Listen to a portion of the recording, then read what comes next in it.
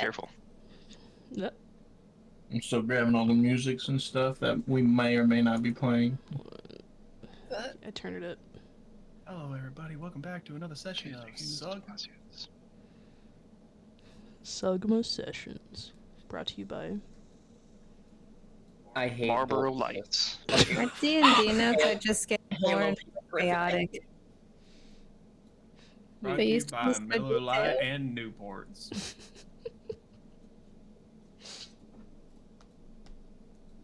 Ooh. Not so rich people.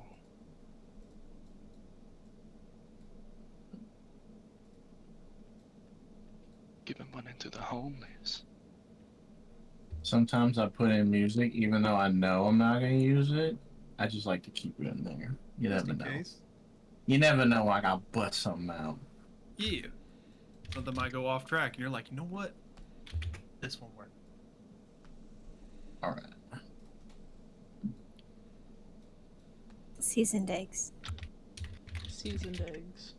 Seasoned eggs. All right, I almost got all of it in there.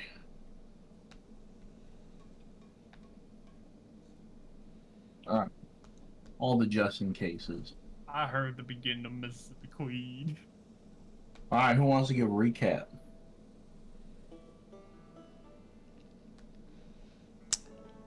We went to Tyrusville, right? And we made a deal with a devil. Specifically Count Douglas. In order to... In exchange, we will... For the potion of lichdom, we will be stealing Cecil's weapon, but we just decided to go ask Cecil for Persephone. Cecil said, no. Not unless he can get me a weapon of greater or equal value that he can use to, do his work for Jennifer as basically the courier of souls, protector, wrangler of the lost. And, yeah, that was basically the gist of it. Forget the name of the town where we were going, but we were getting ready to go there to get the new gun. Frankleton. Frankleton.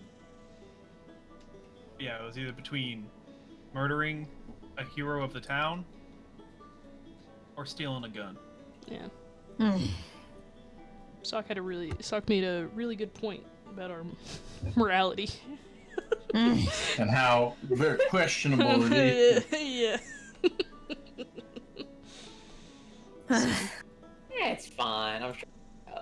We opted to not murder. Yeah, This like time. fucking boring people. This time. This time. This. Shame because murder is base. But we did leave off, I think, still in that realm of Cecil's. The in-between. In the end, bitch. You did eventually leave that realm. And as you each wake up inside the nestling of your pillow fort that you had made, you feel the kind of humid air of Titan's Fall fill your lungs once again, the cold wispiness of that other realm fading as you return back to the spots of your bodies in that dreamlike state. And little Brat stops casting the spell, and you awaken. I think that's my favorite spell, besides the realm walking. Feels so well rested, right? Brat's just nodding. Looks like we got to go somewhere else, eh? I miss Cecil so much. Wasn't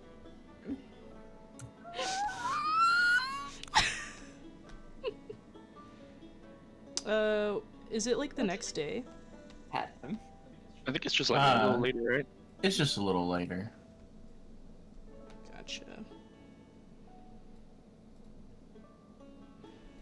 We should go buy tickets for Frankleton, I guess. Still have the rest of the day, yeah. It doesn't take too long. Well, hopefully. Well, how late is it? I'm not allowed to sort of feel like I sleep. What time is it? Someone else I needs to don't pull even apart know. the food. Here, I'll do it. Check the That was good, that's sundial. not it. Hold will get up and look out the window and then check the sun. Well, actually, just go outside and check the sundial. That thing we've always had. Just look As you outside and just kind of guess. as you look outside to the tall tower of the town sundial, it shows you that it's about 3 in the afternoon, about 4 hours after your initial pillow fort building. Roughly about 3, so we have plenty of time to make it to Frankleton. Oh man. Can we like keep the pillow fort set up though? Please. I mean, it's not like anyone's gonna take it down when we're gone. yes. It's our house. Yeah, but like, and some people will be like, "Oh, let's clean it up. We don't want to make a mess in the living room. This is like a big thing that's like not necessary. We don't need to keep. I want to keep it because it's really cool and fun. You know, yeah." How about we keep it because it's kind of comforting. Mhm. And I don't know. I feel like it'd be good to go back to. You know, unlike a dishes mess. You know. I am against leaving it up. Well, then we could build it in a Taru's room. Yes, you're right. I am joking. I really can't tell with you sometimes. Sarcasm it's kind of gonna- flies right over me, and that's I'm gonna be- that's not a height joke. It doesn't help getting used. Does this make me racist or like? It's kind of like harder to read facial expressions with the porn. The eyes. Yeah, the eyes are like in different directions. It's really Just kind of looking at him, his eyes are just. Boop, boop, boop, boop, boop, boop. yeah, like it's very hard to read your facial expressions. But that might be racist, or it might also be because you're like the first lizard person. Funny enough. Which is strange because dragonborns are like, I get that. I guess it's because the face. You're just. I'm still getting used to it. So I've never met a lizard person. Only heard stories about him from my dad, but I don't really trust what he says. Fair. Daddy issues. No, he's just racist. Oh, okay, That's I can that's that. the issue. I don't know what his deal is with There's lizards. an issue with He Daddy. just hates them. Never talked about it. Oh. I imagine that's gonna be a problem. Anyway, are we going to Frankleton? Yeah, let's do that. Yeah, let's not talk about these complicated issues. Okay, let's go. Do we have money to go to Frankfurt? we have a lot of money. Oh Okay. yes. Sorry, it feels like, honestly, guys, I'll be real, it feels like this whole day has been like 3 weeks long. Understandable. Yeah. You know what I mean? What Like, I makes feel you like say it's just dragging. This has been a pretty pretty Very filled productive. event. Like, we've But- only been sleeping for 4 hours, but it feels like I've been asleep for a week. We've been very productive. Well, first we were trying to find a way to get Lichdom, so we took a teleport over there, and then we ended up getting that done, settled within 1 day, came back here, handled this, and now we're about to go on another trip. Wait, Excellent. how do we know that it is 3 o'clock of the same day? What if we have been asleep for a whole week? 6 years later. But we wouldn't know because no one's been crossing off the calendar because we've all been asleep. Wait, we have a calendar? Yes, we have a Should we- calendar. Should we go find someone with We a can calendar? ask- so when We we can, go we can ask to... on our way there. We can ask on our We way there. can go to the Adventurers Guild and we can ask them what day it is. So right now on the calendar it is... What day is it on the calendar that was last crossed off? Uh, Roughly. I would say 17th of Blossom. Okay. So we can ask. Oh, before we go, what's everyone doing on cash, like in your wallet right now? Because like we have a bunch stored back at the ranch, but the question is, do we have enough on our person to like?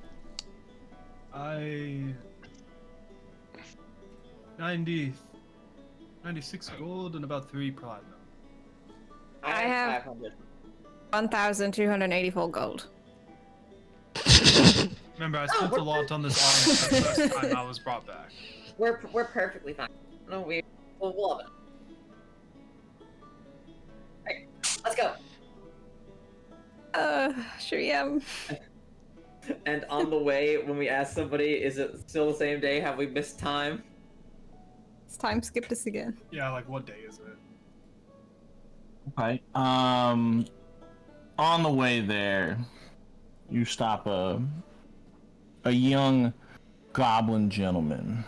Which is why you chose this person, is that the goblins are very punctual in their time and in their capabilities. As you ask him, he looks down at his watch and he says, "Oh, it's, it's whatever day I said it was. Blossom 17th. 17th of Blossom, yeah." Ah, so we just slept for a couple hours. We're fine. That's perfect. Phew. Not gonna lie, Sock, I didn't even think about that, but then when you said it, I got horrified because, like, how many times has that happened to us, you know? Exactly. We like, came back and we're like, oh, it's been 5 years. So it's like, yeah. Brett. Right? Brett, that, like, winged arms crossed. And he looks chuffed. I'm sorry. You question my abilities. No, It's not that I question. I just question, like, Reality. what your abilities are. Do you need to talk to someone? It's more so that we've been through enough times where we're out of consciousness or out of this area or this plane of existence for a little bit, and then we come back and it's like, oh, a lot of time has passed and we were unaware of it, and so we're kind of like afraid of. Yes, it's not that we don't trust you, it's just that we don't know what your abilities quite are, and it seems like every time we go into a different plane, well, there was this one time where we all went into different planes, and like Atari was stuck for like 100 years or something like that, and It I was a stuck long for, time, like, but we don't like to talk about the bad times. Please don't talk about the bad times. Sorry. Voices. But in reality, we were only. So do you need to talk to someone? Oh, trust me, the things that we would talk about, what we've been through before we met y'all. What? Don't worry about it. I mean, I would say that there are some members of our group who could probably use a therapist. Oh, no, Looking just at anyone in particular. I mean, like, Myself. I don't think I need a therapist. I mean, after like 100 years in solitude with a bit of sensory deprivation, that's not nice. I was just held around in a meat bag. Wait, what? I think Rev was a stick for a Did I while. never tell you? He was. I think I blocked it out. After I lost my arms, I got sent to a dimension that was full of demons. And a giant demon picked me up and put me in a bag full of other Oh yeah, the nugget bizarre- bag. Yeah, the nugget bag. I'm sorry, I didn't mean to laugh. No, now thinking about it, it was kind of funny. Is it though? Was it? In like a... Sorry, just laughing to shield the pain. No, it's funny in a twisted kind of way, because, well, I lived, so I can laugh about it. Why sulk about it? And then you died. And then you came back. Yes. And then I And then you died. died again. again. It's really a theme with you. It is. Unkillable. Anyway, When you, if anyone knows, when you say unkillable, he kind of just side eyes to the bottom, just like, all right. anyway, Only 4 months. Okay, so lost harvest.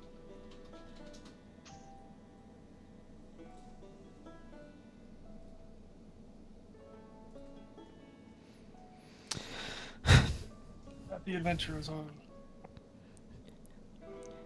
All right. What do y'all know about this weapon? What weapon? not much. The one that we're given? We're trying to The pistol, Me? or the revolver. So from what I've studied of it, it's got a few chambers for these little like bullets that have like some kind of like powder in them that explode. I think it's black.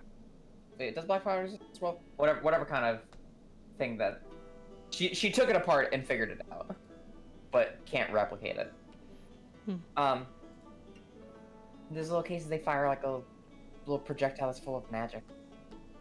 The gun is a lot of arcane writing that I couldn't quite make heads or tails of, but it seemed to work through a lot of physical means to actually produce the projectile, to produce the force that fired the projectile, but something in the barrel made it held through some arcane. That's about the I got.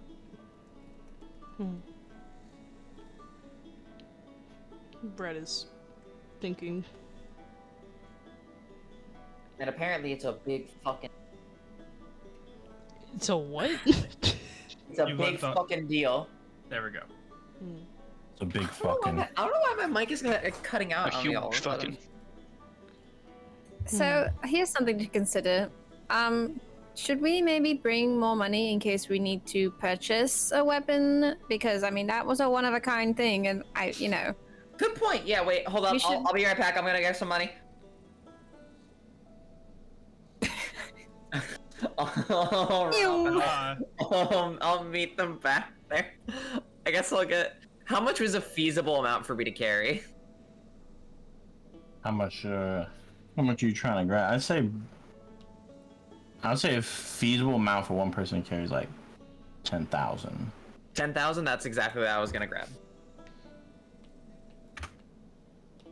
Okay. Just in case we needed 10,000 gold. 10,000 gold's a 50-pound bag. Oh wait, shit, that's a lot actually, and I'm not very strong. But I ain't fast. Let's do 5,000.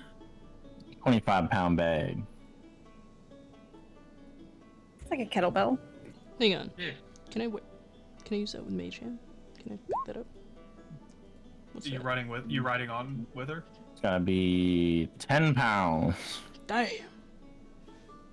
I can hold 10 pounds of that. I mean, I think 5,000 gold will be fine. Alright. See you in a bit, then we can get the tickets while you're gone.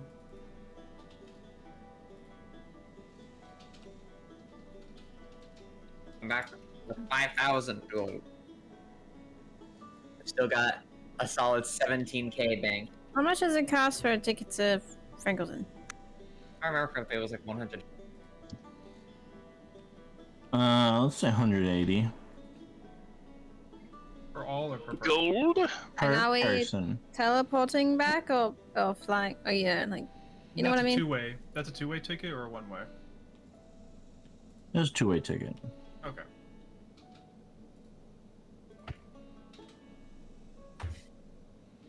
If you one of y'all don't mind spotting me on this one. I got you. Thank you. Little brat, would you like me to purchase you a ticket? He's nodding. Right. I have no money. It's okay. I'd pay for our 3 tickets. Okay. You purchase 3 tickets, and they point over to the gates. Okay, here are your 3 tickets, round trip. It's over at that teleportation circle right over there. And, we'll be leaving in maybe 2 minutes, so... Are we all here? Oh, I get back, I pay for my ticket. Alright. With that, I believe all the tickets are paid for. Yeah. I'm taking 180 out of my thing. We're good. Okay. All the tickets are paid for. You stand upon the circle, and with a long, stretching feeling, as if someone's grabbing you by the most toppest part of your head and just wringing you out, unraveling you like a thread. You feel yourself pulled through the ether, wispy, as if you're being dissolved away before you start to feel weight on the bottom of your feet, weight on your ankles, your shins, your legs, your hips, stomach, throat, and then the top of your head, as if you've been lifted and set down. You find yourselves in a very rustic teleportation circle. It's humdrum rather than the large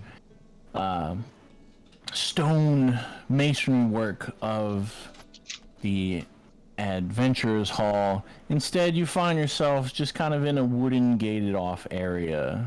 You stand upon dirt covered in a stone platform.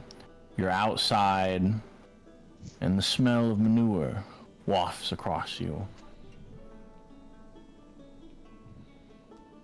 As you look, you see a gentleman kind of take a big yawn and a stretch before he walks over and unlatches the gate and says, "All right, welcome to Frankleton.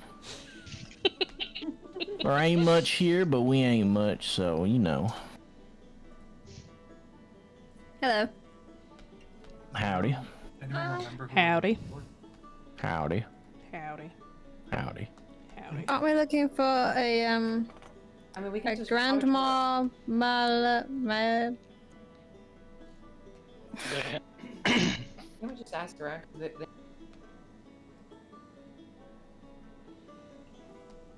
trying to read my handwriting. Howdy. How did you write it down? Marceline or something? He's like not even looking. He's just kind of leaning on the gate. But every time you say howdy, he thinks it's a new person. Like howdy, howdy, welcome in.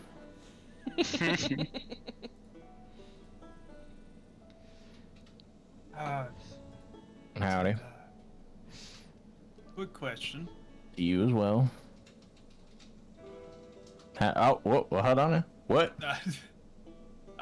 Looking for, I believe her name was Grandma Marceline? Oh, Grams. Oh, okay. What kind of? He narrows his eyes. What kind of business you have with her? You ever heard of a weapon called? We don't take too deception? kindly to people. And he stops in his place, and you can see him kind of reach his hand back behind him, starts to pivot like he's reaching for something at his waist. Like, what you need to know about Persephone? Cecil sent us here. We're dear friends. He eyeballs you up and down through his little narrowed slit eyes, I'm going to take out the clenched Grandpa jaw. I'm going to take out the Grandpa Maxwell and say, gave me. He leans forward and sniffs the bullet. Yeah. Smells like cheap whiskey and regret. That'll be Max. And he relaxes himself. He's like, trying to see Grandma Marceline? I believe you. Sent over here by Cecil. Let me get her hot. There's a brief pause before off in the distance here. That'll be her. Down the road, 3 blocks to the left. Ugly looking house on the right. Thank you. As you Howdy. as you begin walking down the street, you can see the dust and the gravel, grass that has been ground into a fine powder, a soft wind blowing the top light dusting of the sand. Everything's coated in a thin powder. Everyone from boot to knee dredged up in either mud, gravel, soot, or shit. Everybody, pretty much from the youngest child to the oldest gentleman, is carrying what looks to be some kind of single shot flint pistol on their hip. And for those who can't bear the weight, even the toddlers have them strapped to their backs. Damn. Ah, yes. I like this town. Everyone seems down to the earth. Sun-kissed skin, wrinkled from the rays of an unforgiving farmer's heat. Even the children have crow's feet upon their eyes. As a tired, endless day, it appears like that of the Dust Bowl. These are folks of the land, and nothing more. As you head down the street, you see old and rickety buildings, ramshackled together from old wagons and apparently other pieces of buildings that have succumbed to their age, recycled and renewed. 2 to 3 taverns, a general store, all with saloon doors creaking open and closed by some soft and almost unfelt wind. Passing down, the only thing that breaks the facade of old and rustic is a Gizmos and Gadget mobile store. Shining and gleaming, radiating its neon signs, but everybody else seems to be ignoring it. After moving about 3 blocks through this dusty, covered street, passing by various horses, people on wagons pulled by oxen, carrying in what small sustenance farmed crop into town, you eventually see up on a small golden wheat-kissed hill an ugly run-down house, windows boarded up, with the only glass window remaining being attached to the front door, which has been dusted up to an opacity unable to be called a window. There you see, rocking in an old wooden chair, to a soft, unheard metronome, is an old, withered woman, lighting a corncob pipe, taking in deep breaths and letting it seep out the sides of her creased lips as she stares at you through wrinkled, narrowed eyes as you step through the gate and up the winding path to the hill. As you look upon her, you can see a wealth of wisdom and hardship. You need no introduction as you understand that this can only be Grandma Marceline. Howdy. Howdy. Howdy. Howdy. Yeah.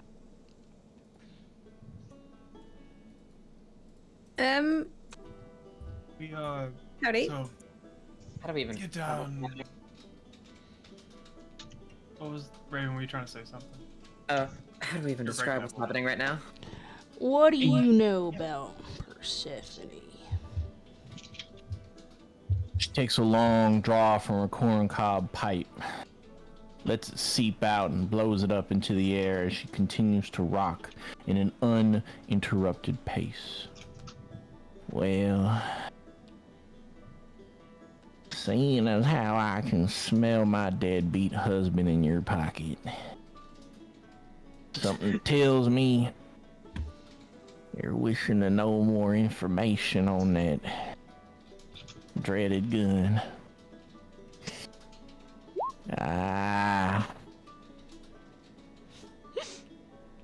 Well, it was made by some no good unfortunate bastard, given a schematic by a true folk legend, Dustin Durnhammer, who died many years ago in the great founding of our town of Frankleton, named after. And she takes out the corn pipe and does a quick almost religious hand sign in the air with the cornpipe, tracing it out. Named after the great Frankel the dragon, protectorate of our town, back when we were simple farm hands. That's about all we know. That, and only those who are willing to give up themselves for the cause can become the ammunition to fire it, so that our weary bones and souls may become righteous, burning hot-leaded vengeance.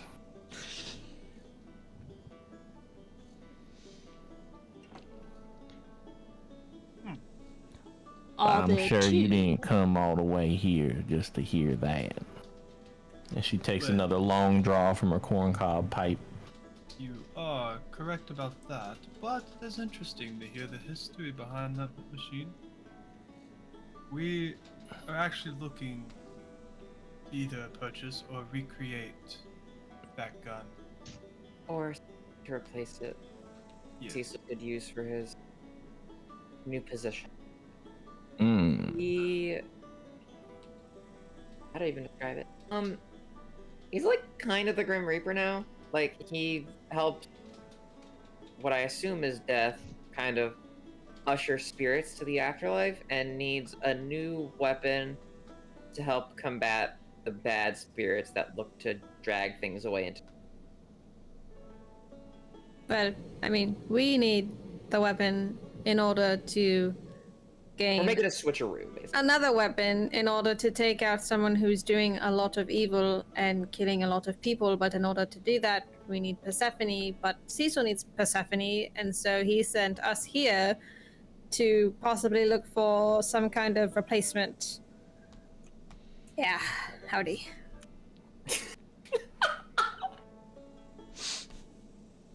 I don't know why that Howdy. again got me. Well, howdy back to you there. I do apologize for dropping all of that on you. It's all right. Your child speaks well. Let me see here. I have a beard. Yeah, so do most toddlers. I'm not a toddler. Just pats your head. So it's okay. As she points out in the field, you can see kind of hoeing the dirt. A small bearded child kind of brushes the sweat from his brow. He turns and he gives you a nod before it goes back to tilling the fields. It's okay. Huh. Big Amish beard attached to a child no more older than 9. Just like, Well, I can't really say we have any means of replicating it. It was made from metals and techniques long since forgotten, quenched in the blood of the dragon Frankel, what little we had left. If I could get you a material that was probably lost in time, that was lodged in the neck of a dragon for a long time, would that be sufficient to make something at least comparable? I don't know, I suppose. I mean, in reality, it's more about the techniques and who built it. See, it was made by a great elven smith named Jebediah Doohickey. Now, see, Jebediah Doohickey was one of our founding members. Came here from the great Voss Leckland to show us how to grow wheat taller and firmer than any bread-making grain imaginable. Yet, he suffered some deep injuries, and in his final days, he forged us Persephone in order to defend ourselves against those that may come to do us harm. It's good to know that it serves well in Cecil's hands. When he last left this village on his path of vengeance, we knew he'd be dealing death one way or another. Grandpa Max in his final days believed it to be true, and so he offered up his soul, forsaking himself of an afterlife, just to be a part of it. But seeing as how you hold that bullet, and you're here looking for a replacement, it simply means someone else has greater need of such a weapon. But does Brat recognize the name Jebediah Doohickey? Roll me history. DC is gonna be 18. Alright, guys. Check out this nat 20. Big money. Brett, you search through the annals of the depths of your mind, your consciousness. You rethink every book, every name you've gone through. All, maybe 18 of them before you go, and yeah, none of them's that. The rest all seem a blur, as does the name, Jebediah Doohickey.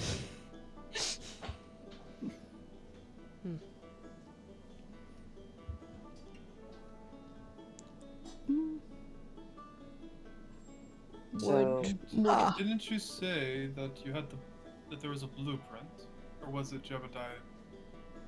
It was consumed up by Jebediah Doohickey's forging. So Jebediah has it. Well, I suppose he has it in his mind. Can we, can we try to talk to him? Can we?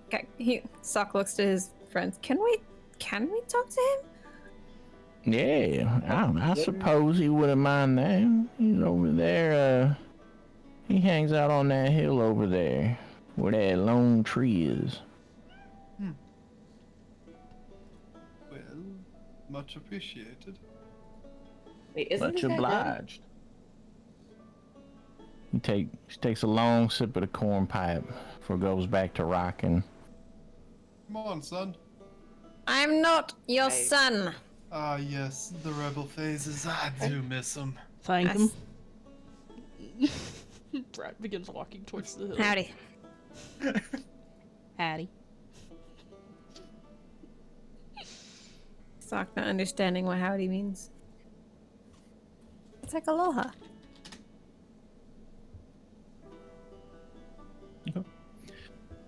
As you head across the dusty roads and two hills, you come across a large oak tree whose branches spread out in all directions like a large arboreal mushroom. It brings shade almost to 2/3 of the way down the hill. You make your way up and you see there's a old, rickety, but unoccupied rocking chair.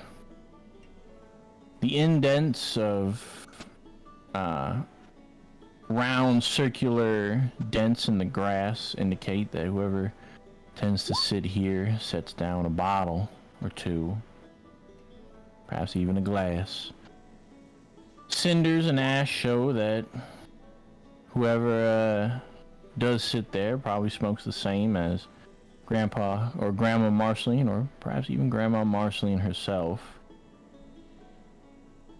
And as you approach even closer, you can see underneath the rocking chair old and possibly cheap whiskey bottles.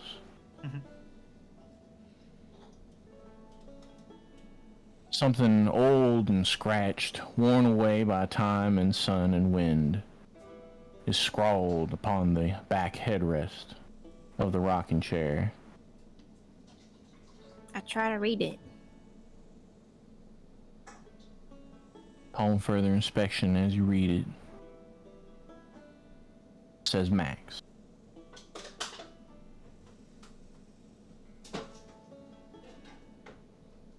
There, as you begin to kind of pace yourselves around this large tree, come across the back of the hill and see a multitude of gravestones.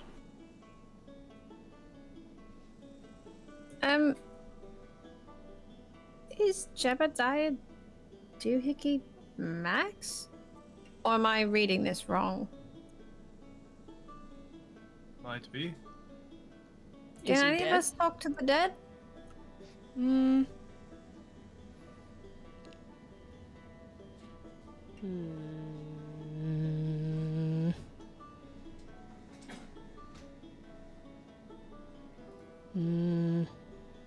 Isn't Hold a cleric of some sort?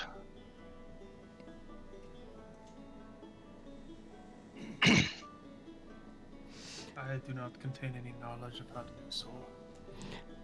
I don't know how to talk to the dead. But Professor Caldwell might. Professor Caldwell knows everything. Mm-hmm. He just sits there nodding. Mm-hmm. Could Is you there any chance we call just Professor haven't- Caldwell? Looked around well enough? Maybe he's not one of the graves. Maybe he's just a dude. Oh, we She could. she shouts his name. Alright, well, we can look Brett- for Jebediah Doohickey then.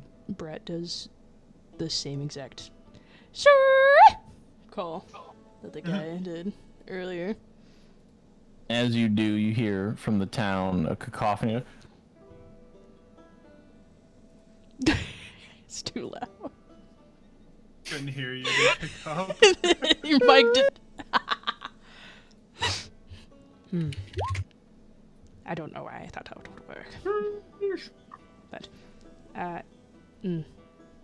Hold starts looking through some of the graves, like looking at the names of them. So As you look through them, they all have very uneventful names. Some of them unfortunate names, like Three-Fingered Willie. Before you come across, about midway up to the top, you come across 2 gravestones. And the first one gives you pause. As you begin to uncover it, brush off the dirt and dust as you have, you stop about halfway through the last name. And realize as you are uncovering the grave, you're uncovering some hurt history. As the grave says Mary McR. Oh.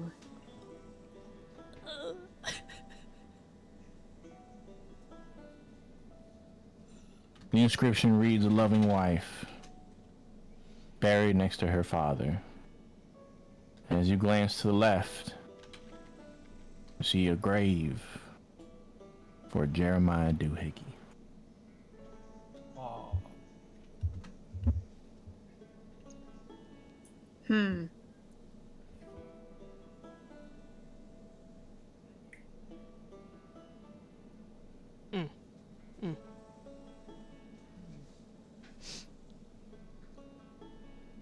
oh, we found him. that is true. So like, what was the plan here? We knew the guy was dead. Figured maybe one of the magic users. I don't, but some of the others would have talking. Speak with the dead. Be able to. We can't like go back to that pillow fort plane and I mean, we could, but like, Mm. wouldn't it stand to reason that like, Boss Luckland would have the same techniques, and they may be able to, do something with the thing? True. Mm. I'm gonna take a closer look at the grave for Jebediah. Is there anything that seems to stick out, or is it just a normal gravestone? As you kind of brush it off, you see an unusual inscription. It says, body remains here in this grave, but his spirit and his memories return to the Dreamwood Tree. Is that the Dream of Dreams? Dreamwood Tree. Oh, the Dreamwood Tree. Oh, right! Yeah. None of us are elves, so we don't fucking That's know meta. about this now. Yeah. We don't know. Have any Well, of you Caldwell, heard of Caldwell knows. Wait, since Caldwell I was... knows. No, Hold wouldn't know, even though he's in Stonehall, which isn't that far from Boss Lake. I don't know anything. If Caldwell I knows can roll everything. history, I might have I mean, heard of it. Little Brat might know. I would say as you call that out, everyone roll a history check. Your DC is gonna be 20, but Little Brats will be 12. Oh, fumbled the bag. Head empty. Head empty. Not a single thought behind those eyes. So does Yeah, the tree of dream... I would say everyone could at least surmise they don't know what it is, but it definitely has a name, like it's a monument or a location. With a title like that, you feel, that's like someone's like, oh yeah, Mount Rushmore. And you'd be like, oh, I don't know what that is, but... Should I just use my inspiration on this, guys? No. Yeah. Why not? Caldwell knows. Caldwell knows everything. I'm gonna use my inspiration on this. Okay, and with Atara using her inspiration, she would, rolling a 21, would know that that is a large tree, magical tree in Voslekland that you've heard in passing, and you remember that the elves do something with their memories in that tree. So, it is familiar. I've heard about it in passing. It's a tree in Voslekland. It has something to do with elves' memories. Which, the way this is reading makes it seem like the memories are stored there. They pass them to the tree. It's an important, I don't know, thing for them that is very integral to their culture, if I remember correctly. But it is in Voslekland. I can go there. Yeah. I've been there. With Caldwell. Many trips. Oh. So we won't have to pay money for that one because it's far, so it'll make a big... Those tickets will be expensive. Do you know the symbols for the teleport there? He's nodding. Perfect. Oh. And y'all just see him begin scurrying back to the Frankleton teleporter. Oh, okay. He I just, guess we he's have a- our next lead. He's like hop skipping, trying to fly. He can't. As you At one point, when you're hopping, Bolt just kind of slides his hand underneath you, just picks you up. Like 12 As of if my you're steps flying, is like, one gently. of yours. Like gently, like just picking you up, so it's as if you're flying. Oh, under the chest. Just, Eureka. Do the lift with him, like, just make him actually fly. Give him the dirty dancing.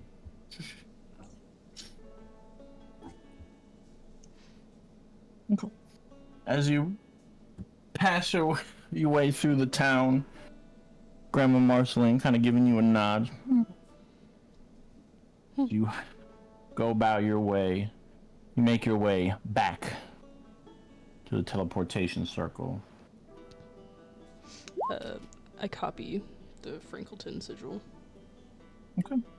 You spend about, it's like 20 minutes to very carefully etch it down. And that 20 minutes, what else is everyone else doing? What are we doing? So we found out we have to go to Voslekland for the Tree of Dreams? Dream word. Dream. Do we even know if we can, like, Well, access this tree? we do not. No idea, but But we found out that it's the lead. And there's also a chance that someone in Voslekland might also just know the techniques. Or at yeah, least... that's true.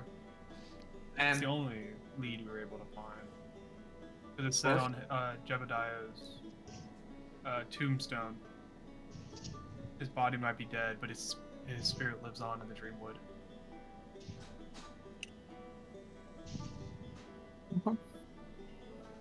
I'm going to the local gizmos and gadgets.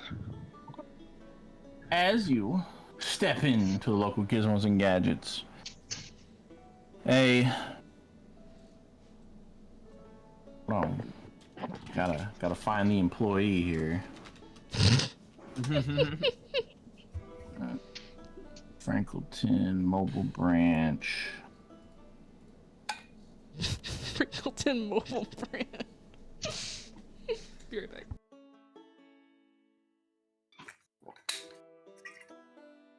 Yeah.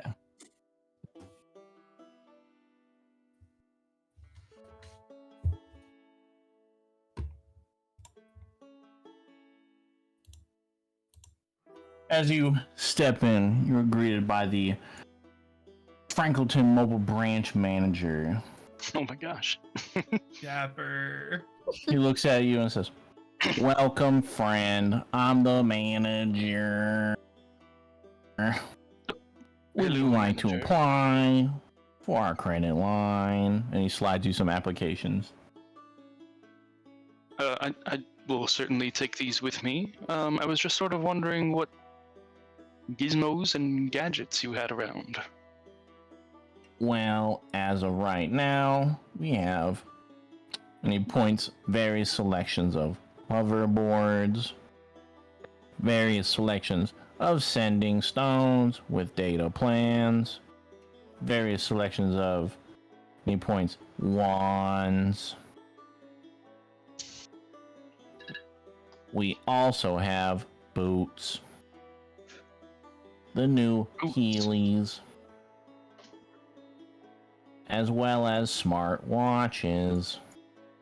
And he points to one, and it's just like a sundial but made of metal.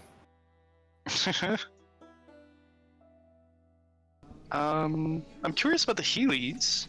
Could I try some on? You may. She tries on the Heelys. He goes over and he like measures your feet with his paws and the little foot measuring thing that's at the shoe stores. He goes and he grabs some sizes and he says, "Try these on."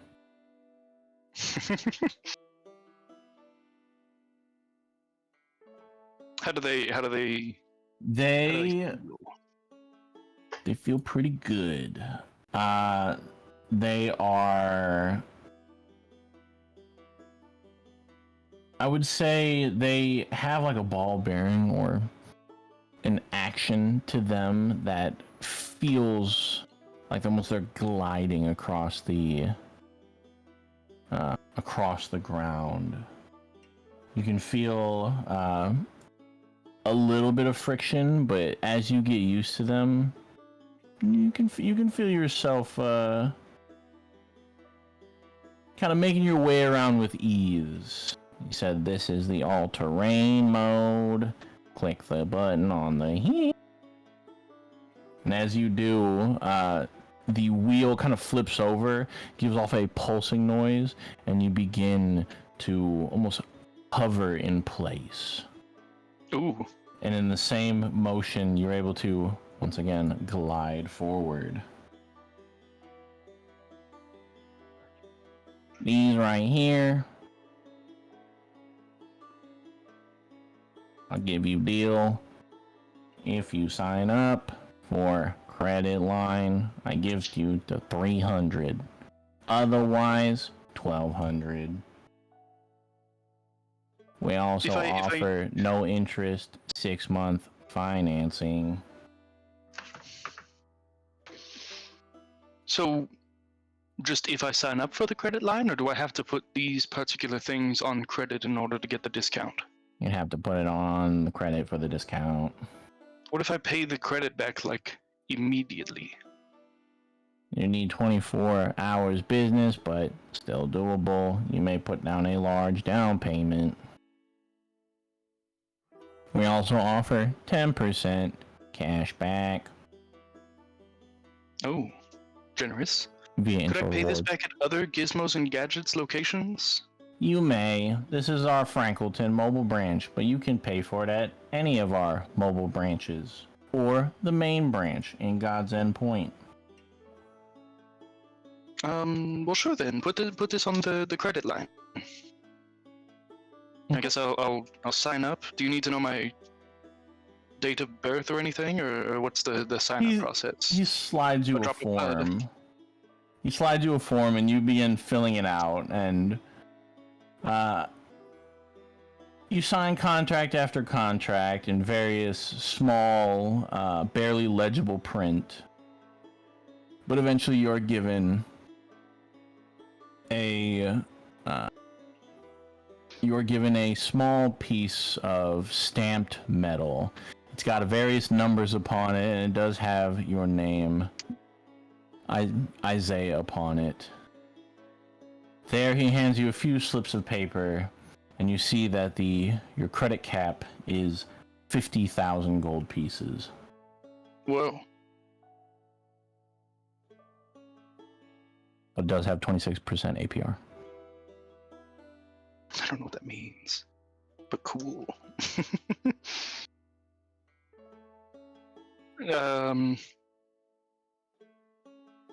Do these Heelys come in any different colors?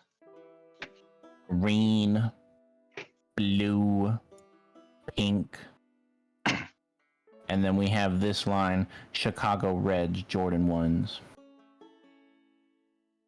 Uncreased. I'll probably just stick with the pink. All right. And he boxes them up for you, takes your card, puts it on the desk. It lights up with a like verdant glow on the numbers. You hear a ching ching noise. And then he slides you the box and the card and he says, "There you go." Pleasure doing business with you, sir. And what was your name? I am the Frankleton Mobile Branch Manager.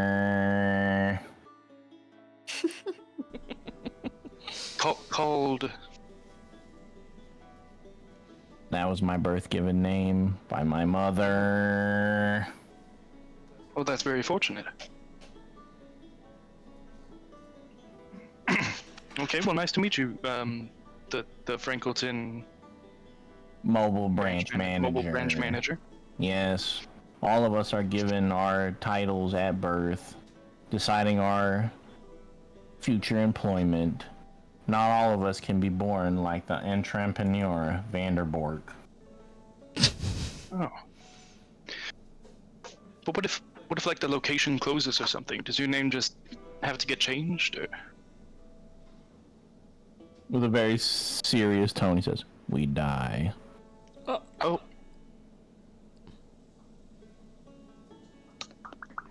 Well. I think I'll be leaving. But enjoy the rest of your day and the rest of your days, in case I don't see you again. He gives you a nod and says, "Thank you for signing up for the credit line." Pleasure doing business with you. And she just lifts her toes up and heels on out of there. I'm gonna add that to your inventory. Woo! G&G Hell credit yeah. card. G. Oh, Here's my gadget credit line. so did I pay anything now, or was it just like, go pay it later? You pay later. Okay. So nothing to do with the monies, and then I'll add some sick pink Heelys. All right, there you go. Can't believe you left those uncreased J's. I don't know what that means, but cool.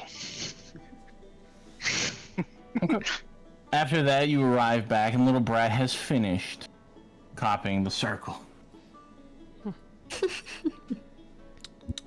As you, perhaps, glide up in the Heelys. As you glide up, Atari looks, sees, and then just goes, "What are those?" Jesus Christ. She does like a quick little spin as she kind of comes to a stop, and she says, "These are Heelys. I got them from the local Gizmos and Gadgets." Oh, the place is so cool. I got this from her. She'll whip out the hoverboard and start gliding around on it. They have the most fun shit. It's really fantastic.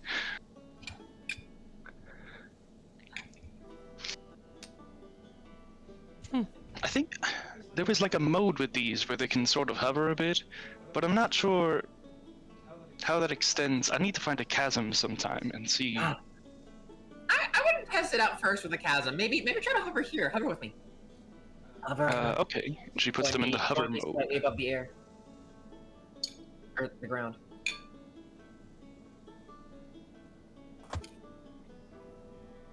The Heelys are boots of levitation. What? Put that in there.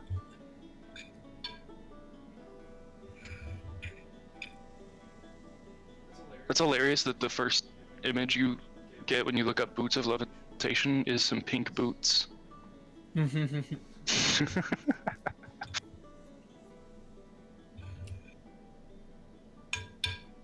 can cast a levitate spell on yourself at will, but what does the levitate spell do? Levitate. Why are descriptions so unhelpful? I feel that.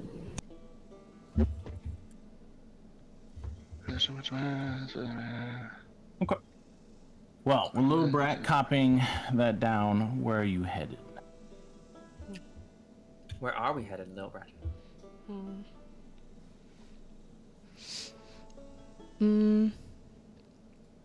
Cool.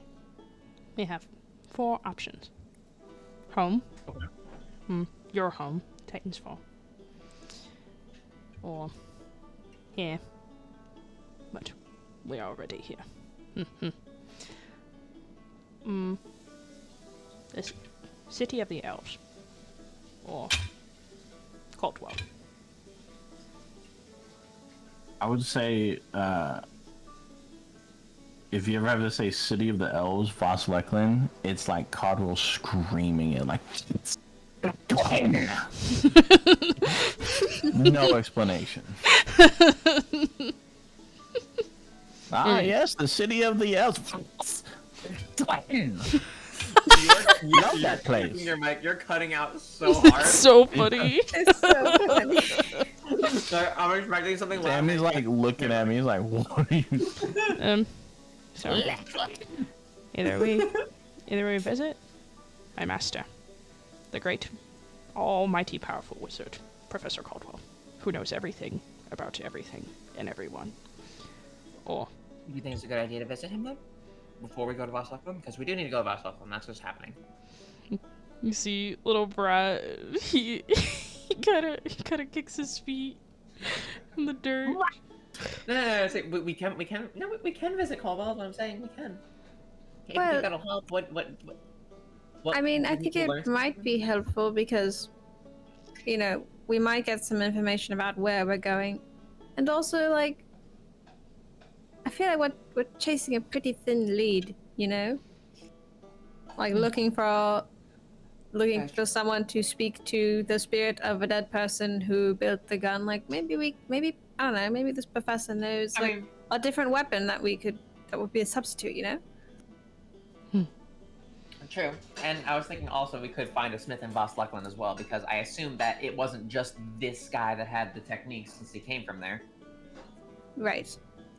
But maybe we can, like, I don't know, get some information on how to trade with them, or It's not a bad idea. I'm not knocking. I'm not saying to not visit Caldwell. Yeah.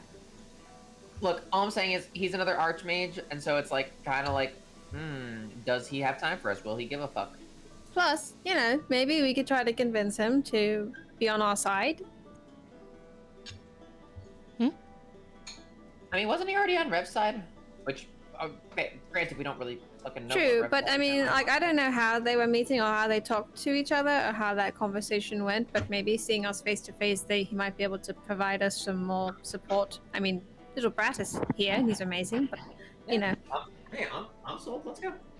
the more friends we can make, the better, you know? Yeah, no, you're not wrong. True. Professor Caldwell. Curious. And he looks over at Sock. And then he's like, And he begins drawing the circle for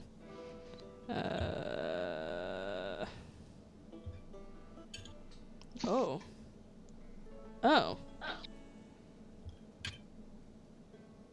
He stops. Oh. Is everything okay? You see him like turn his head a little. And you know where's the bird gif?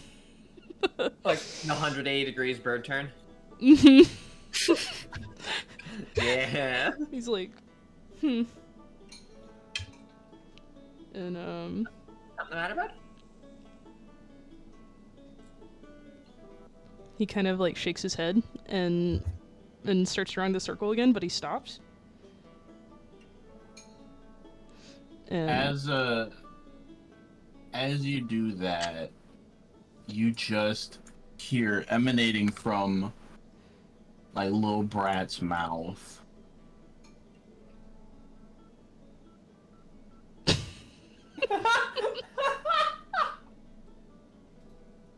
Just kind of sitting there. Oh, I got better.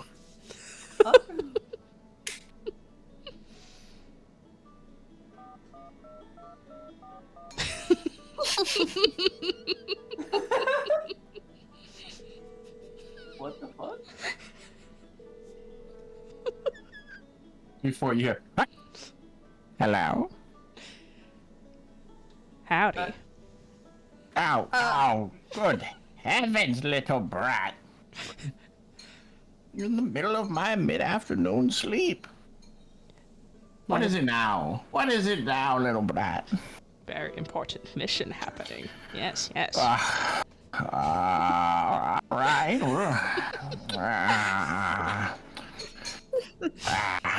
Well, what is it? So weird. Little Brat points at his mouth for you guys to talk. Is this Professor Caldwell? How is this? This is Professor Caldwell, and who am I speaking to? My name is Sock. I'm Ataru. Your name is what? Sock. Sock Draw. We are. You put your what? A friends of Little Brat. Little And Brat Rev. is in a sock drawer? No, my name is Sock Draw, and we are friends with Little Brat. Oh, I'm so sorry. You poor child. I'm not a child. Okay, well, what happened? Are you kidnapped? Did he kidnap you? I can't pay for any ransom. Little Brat, release the child, please. No, Little Brat has not taken us hostage. We are trying to get into contact. Oh with you. God, you've taken him hostage. Listen, I don't have any money. No, didn't you send him to like watch over us or do something with us? Like, I did nothing of the sort. then how did he get here? Why the fuck is he here? Like, no offense, Little Brat, I'm just confused as to what's the whole deal. Anyway, not important right now. Sock takes Little Brat and rotates him. Little Brat waves everyone to shut up, and he says, "Little Brat, you're going on a very important mission, far away from me."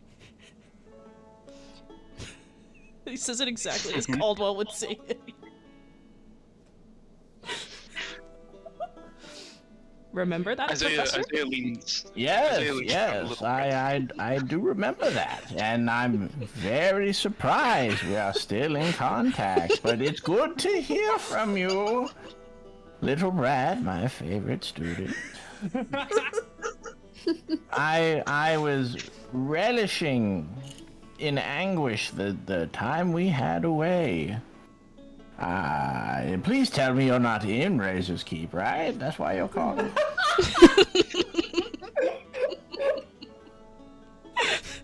Brett says in the southern guy's voice, "What do you know about Persephone?" What? Oh, you're doing that thing again. You can hear him like rubbing his face. Like, well, I don't know much about it. I merely heard of it in the history books, that it's a well-made gun, one of its kind, and that Frankleton has it and are unwilling to give it up. That's about it, but that's all the information you need. I guess we'll be talking to you later. Professor. Wait. Okay, one day. Hello. Sorry, were you trying to say something? Professor Caldwell, you were in contact with Reve recently, right? Yes, wouldn't say too recently, maybe a month or so, but yes. Do you know what he's been up to since then? And did you help him do that? Yes. We've been making good progress, but now he's bit off on his own. He's been cleaning up the countryside of these daredevil rapscallions rising up out of the swamps. Making good use, and I believe he's besieging Daggertide or Darkbreach or something. But he headed north and certainly been making a muck. Doing good work. In your wisdom, did you not think to advise him that maybe taking on someone like her wouldn't be the best idea to do on his own? Oh, he's got all those little things around him. And he's got he's got the backing of Razor Keep. As we here in Razor Keep certainly don't want those ruffians and Daggertides or Darkbreach, so, you know, someone to get their hands dirty, someone's got to shovel the shit. And others have to order the shit to be shoveled. And you're the latter? Some days I'm both. Today. Listen, that Revy, he's a good lad. Doing good work. He's in fine tip-top condition. And I look forward to hearing more of his successes soon enough. Great. Okay, have at it, Mataro. In that same vein, we're working on something that will help him take down Vestris. And for that, we need a replacement for Persephone, because we know it's Wielder, and he's using it in aid of some goddess we've been calling Jenniferette. I don't know if that's her actual name. She seems to be some kind of death goddess. Anyway, he's basically her reaper, and he will give us Persephone if we get him a replacement. We tracked down the creator of Persephone, who is dead, but he was an elf, and it says that his memories are in the Dreamwood. You're going to go to Boss Leckland to try to get some information on the way that they crafted Persephone, or at least get someone to craft a replacement for it. Do you have any kind of information that would help us on that? What are we going to be dealing with the Dreamwood? I know of it in reputation, but not in how to actually, I don't know, communicate with him and get his memories from it. Well, I suppose I could help in this area. Let's see. Well, I do have a guest pass for the Dreamwood that will allow you to make use of it. I'm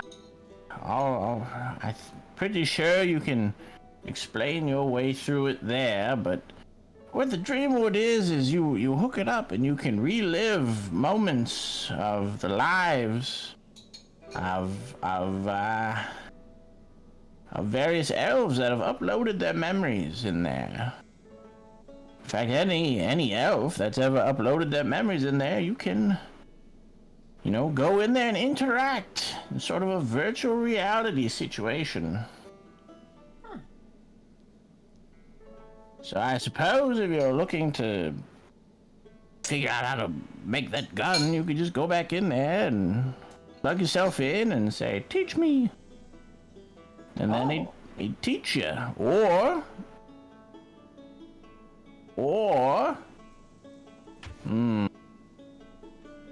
somewhat of the sort, you could at least study. But, it's the Dreamwood. It gets pretty crazy in there, but I suppose I can give you my guest pass. Give me 1 second. And you watch a little brat just kind of regurgitates up a ticket. Just go straight down and say, it was slimy. She'll try to like wipe it off in her pants. Little Brett looks very proud of himself. Oh. All right. Well, if you're done, you guys are done with what you got going on, I'll say goodbye. Alright, thank you very much. Goodbye. Oh, yes, of course. Goodbye, little brat. Goodbye. The greatest wizard of all time, Professor Caldwell. Yes. Yes, of course. Remember. Secret, distant, faraway mission. Mm-hmm. Well, you can't return the Razor's Keep until you finish it. Yes. Very secret, very important, yes. Yes, of course. Okay, goodbye. And he hangs up. I'm gonna share a look with Sock and Hole, just like... He just nods.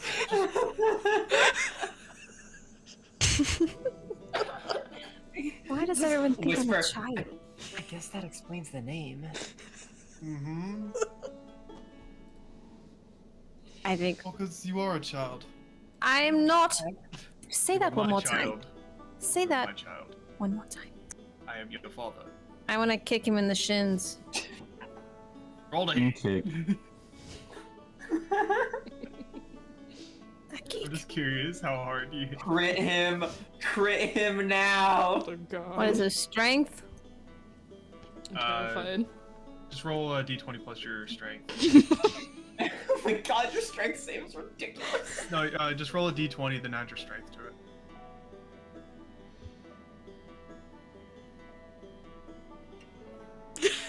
Oh, you're hit. You're hit. You hit. Ah, okay, that was the good one, son. So, I guess we're going to Oslek, and can someone, like, try this out? I feel like people would not be happy to, like, be handed this. It's really, ugh. I stepped away for a second. What did he give us? He gave us a guest pass to the Dreamwood, Oh.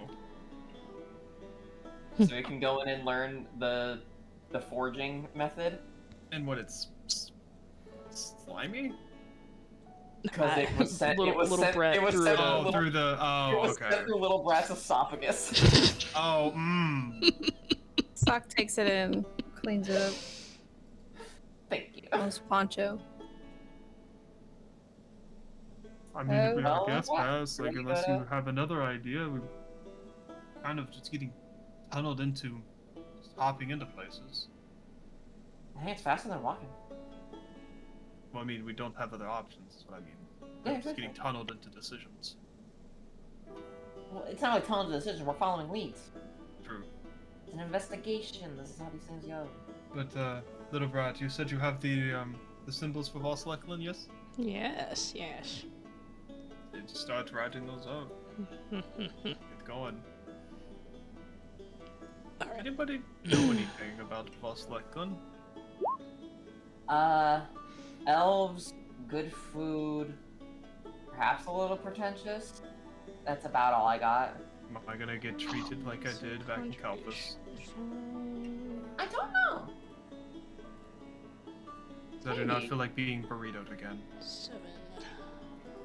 I don't think so. I don't think they have anything against, holy magics there. Ah, good. But maybe they have something against lizards? Is that It's an a assumption magic race. or? It's a magic racism box. We don't know. It's like a chocolate box. All racism. We don't know. So there's a chance. I don't know a lot about their culture. I know a bit about the food, that there's elves there, and what I've heard about the Dreamwood. It's not a lot. Have you been there? No. Oh. Bitch, you know how far that is from my house? From my home? I did it. I've I don't been know. there. I've been there many Part of- times with Caldwell. Yes. Part of the group you're part of. Like, I don't know where you've ended. I don't know where you've ended up. Let's ask Lil Brat. What do you know Yes. about Scotland? What does little Brett know about it? We'll see. What is he? Roll history. Here we go. DC 15. Big money, no whammies. Here we go. Oh, I accidentally did it twice. All you know about Voss Leklin is there is you just have a word association of tortillas. That's it. I just want to do this for the heck of it. Tortillas. Yep. No. Yes. Big, We have Big- so many big low tree. rolls today. Oh my. very, very important. Lots of elves. Many, many, many elves. Ah. Many, many, many elves. Big tree. Yes. So Alright, so- reiterating. He's saying all this while still drawing out the circle.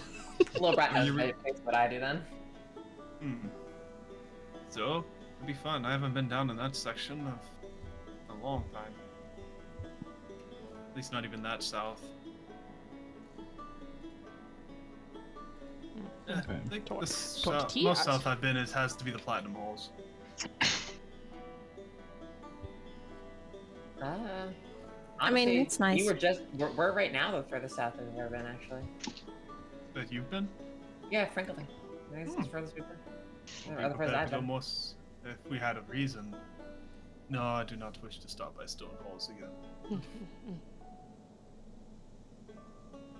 No reason to. Okay.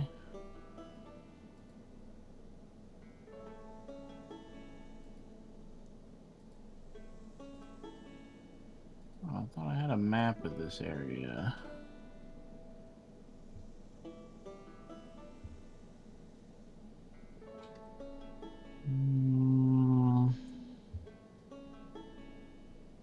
Guess not. Alright, then as you take the teleportation, you stand upon the circle. The gentleman that once greeted you walks over and closes the gate. He says, "Alright now. Guys, I'll go ahead and head on out. Safe travels." Howdy. Howdy. Howdy. Howdy. Howdy.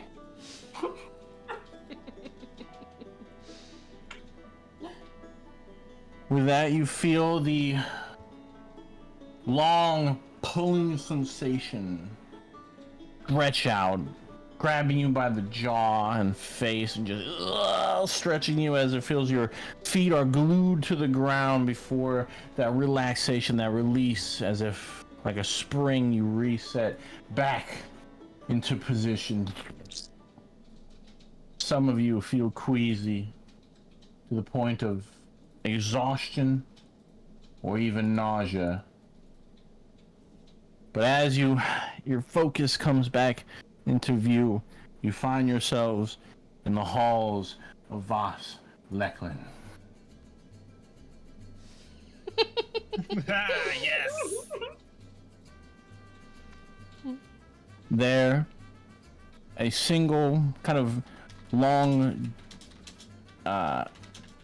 draping robed elf steps forward and says, "Hola, amigos. Welcome to Voss Leklin." And he takes a deep bow. Hola. Step down. Not the hola. Hang on. Nice to meet you.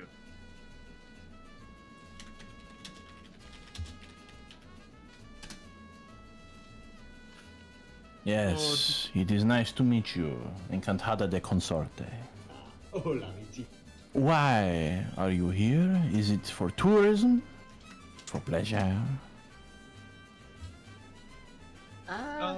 Actually, it is for business. We Oh, have negocio? a guest pass to use the Dreamwood from Professor Caldwell. Here to learn about Jebediah Doohickey and his forging method. Ah, Signora Jebediah Dohiki. Very well. And as he looks over the guest pass, I will take you to La Madera, Los Señores. The Dreamwood. And he gently caresses Ataru's face with like the back of his palm. Come, right this way. Oh, okay. Whoa. Oh. Holt leans over. You seem to have an admirer. I don't want one. Yeah. But you have one. Would Stock know anything about Boss Lickland since he's from God's End? Like across the mountain range. They're a bunch of sheltered elves across the mountain range, but they are Weirdos. They are a very big kingdom. The majority of the elves have moved to this spot. And most people that come from God's Ends are like elves coming to visit the new lands or the new home country. So he's had like some tortillas before. So you've had a tortilla before. He's a fan of elven cuisine. They make your way through various bridges over streaming rivers and creeks, intertwined with trees and rocks and stones. A lot of the hallways are carved into large boulders, like you're passing in and through them.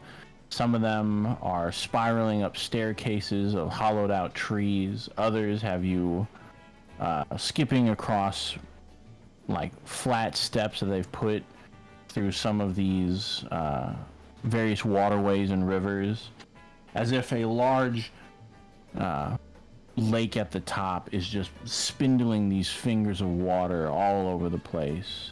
The air smells fresh and vibrant of spices, of herbs, of rice, of various meats that are being smoked, smothered, grilled. Everywhere you turn, there are people flattening out the so-called tortillas. There are others seasoning and stuffing peppers. And many others are involved in some sort of craft. As there's little alcoves, little gondolas that have just branched off in all different directions. Everyone's kind of working outside as the canopy above drapes everything in this beautiful, like, light, sunbeams and rays piercing through the various gaps in the tree leaves and the canopy above, almost giving a spotlight effect over all the different areas. Everything, for the most part, is well lit.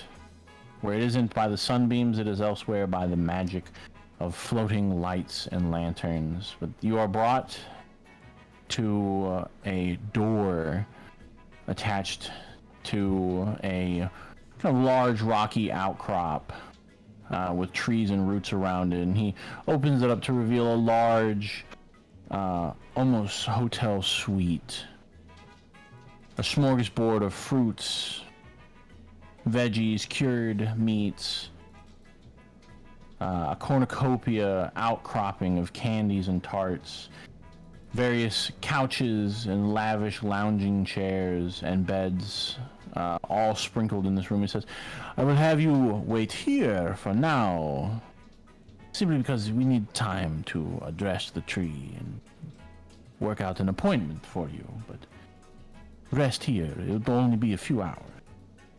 Oh, okay. Thank you. And he bows Gracias. and makes his way out. I will come to fetch you once it's done. Ah, yes, gracias.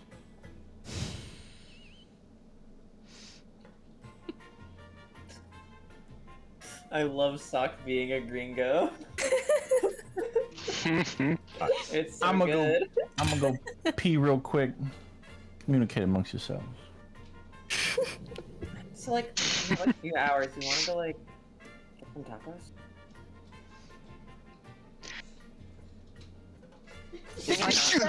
Did you not? Did you want to go get some like tacos or something? Because we have like a few hours, and like, not gonna lie, it smelled really fucking good when we were walking past everything.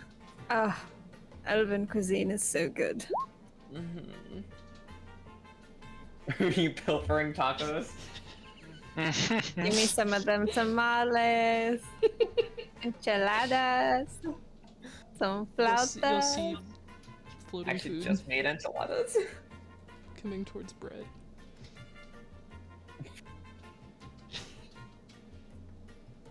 Churro. Maybe we should like, I don't know, Churros?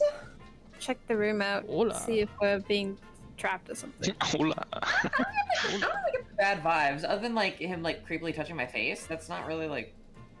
I think he's just a fuckboy. It's not like. Ataru, really? How many towns have we been in that we have not inspected that have ended up being not what it seems? I mean, I can think of the one, but that was recently. I feel like every time. But also, we fully assumed we were being watched there because, you know. It's true. I don't know. I Maybe mean, I'm just I guess it makes paranoid. it- I'll help you check. I'll help you check. Okay, if it'll make you feel better, I'll help you check. It would. I'm back. It would make me feel better. Alright, Hello, back. let's check the room. Let's check the room, and then we can go and get some tacos. Yes. What are we checking the room for? To see if we're being Traps. watched or anything. Listening Traps. devices, being anything paranoid. suspicious.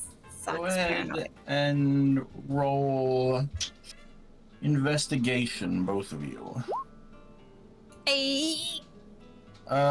Sock, you're moving things around to no avail.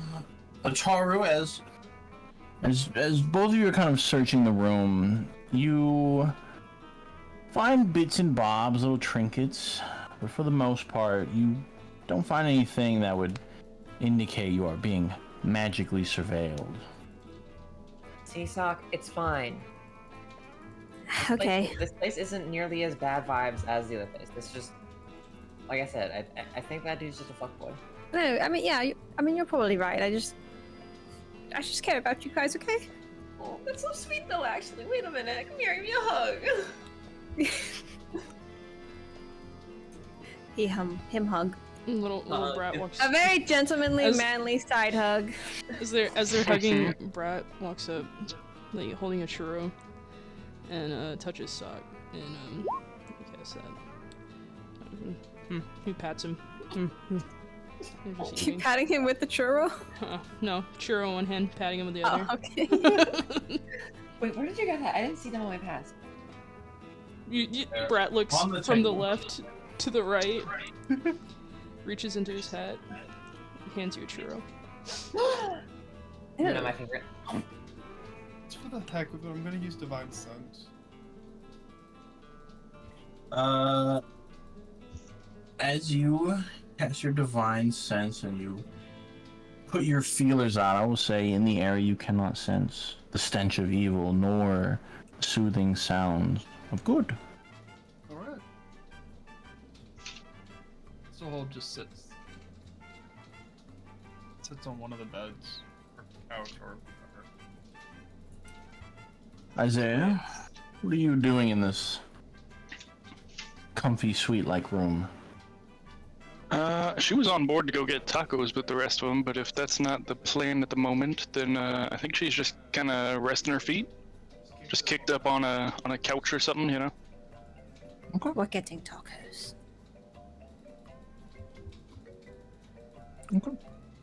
I will say, with relative ease, you walk out the front door and able to find a vendor within maybe 100 feet. Hold decides to stay in the room. He doesn't. He just wants to relax. We'll bring you some. Okay. Appreciated. Brad is going with them. 10 gold's worth. And you head back.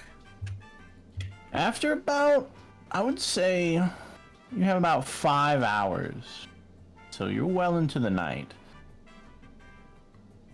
What is everyone doing in those 5 hours? Doc's gonna read more of his monster book. Oh, yes. The Malus Maleficarum. I would say you've read enough.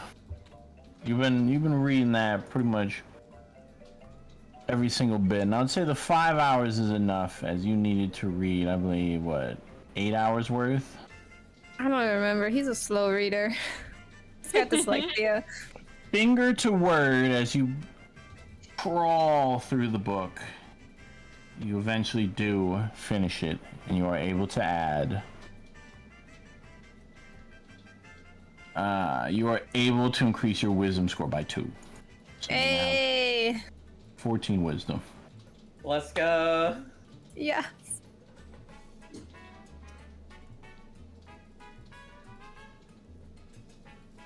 Wow. I feel wiser. Let's get it. Let's get it! Yo. Ask me something. Ask me a wise question. Someone. Mm. Mm. Mm.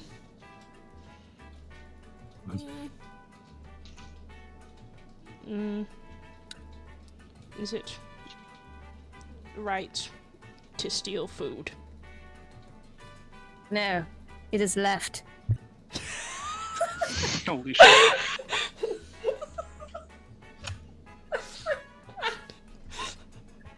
Rat shaking to his core. I was gonna say, in these 5 hours that we have, Brett has fallen into kleptomania. He's taking little things, nonsensical things. I'll say you will roll me sleight of hand. He's not trying to hide it. He just has invisible mage hand. Nah, yeah, roll me sleight of hand for how fast you can do it. I would say you've gathered up about 300 gold's worth of stuff. Oh my god! Be them vases, silverware, tapestries, books. You're just going up to the shelf, ba ba ba ba ba ba. Like a kid left alone in a post-apocalyptic candy store, you are looting.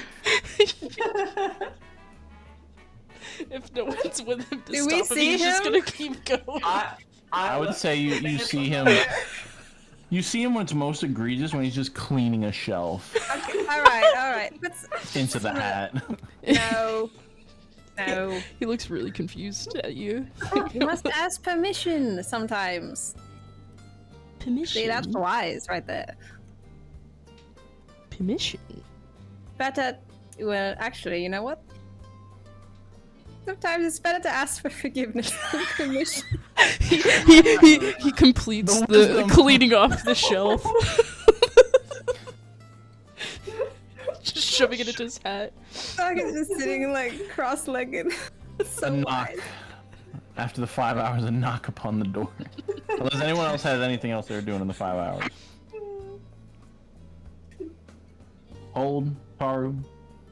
Nah, As she I- just went to find some street music. Okay. And she'll make her way back. A knock upon the door. The gentleman opens up and steps in and says, "Your appointment has been made. If you are ready, we may go." Very ready. Good. All right. He leads you down more winding halls through various passageways, and eventually you begin making your way underground. Stone, dirt, and roots start to cover the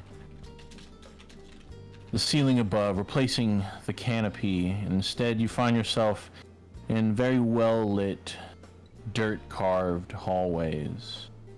Not so much claustrophobic, but wood beams and a general warmth is felt in the architecture as you make your way to kind of a circular hallway rounded off. And as you look in, you can see various elves laying on stone slabs while others are attending, casting magic over them.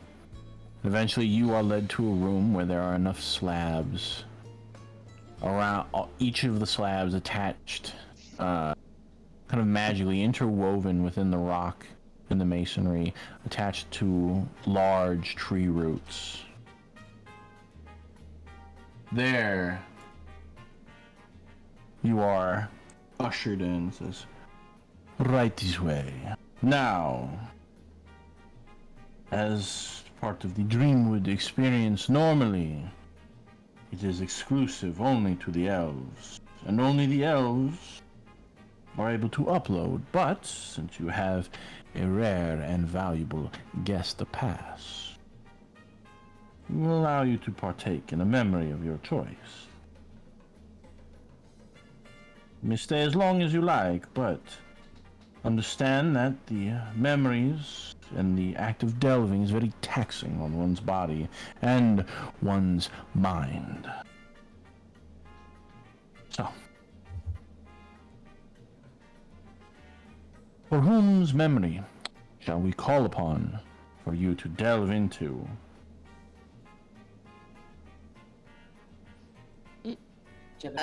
Jebediah Doohickey? He moves his hand around and on a stone tablet, kind of on a pedestal, and begins searching around. He says, "Ah, yes, we do have a Jedediah Doohickey here. Tell me, is there a specific memory, a specific occasion, event you wish to?" Does it have the event of him crafting a gun known as Persephone? If not that, then would it have him learning the techniques that he would then use? Like... Of course, of course.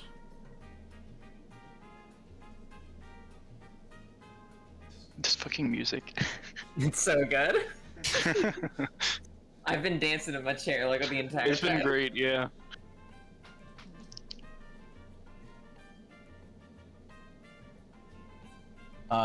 As he looks over, says, "Ah, yes, I believe this is the memory of him foraging Persephone. Oh, great. If you are ready, go ahead and everyone lay down upon the slabs."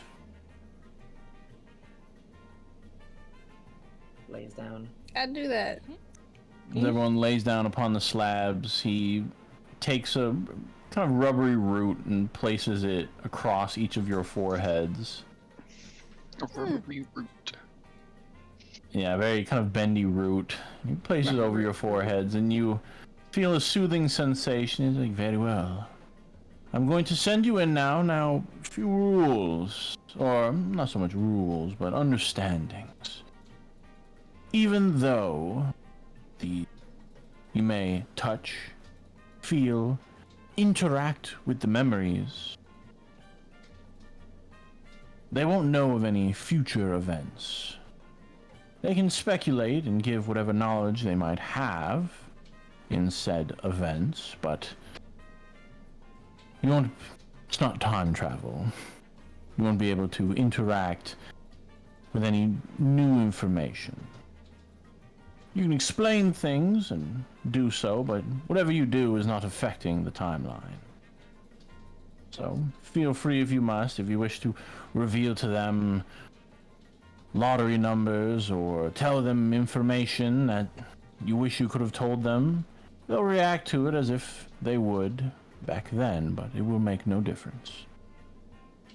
But you are absolutely in the right to ask any questions you may have and ascertain perhaps what they might do in a situation. But other than that, everything is part of the memory. Now, everything is part of the memory that they perceive, meaning if they have not read a book and you pick up the book, you will not be able to read it. Other than that, you are welcome to learn and experience and live. Your travel is a bit limited because none of you are elves, so you won't have that true connection, but I will send you in. Is it going to hurt? You might feel a bit nausea on the way out, but... Oh, that's normal. Good to know. We get that every time we teleport. That's not a big deal. No, perfect then. And he snaps his fingers and you are sent in.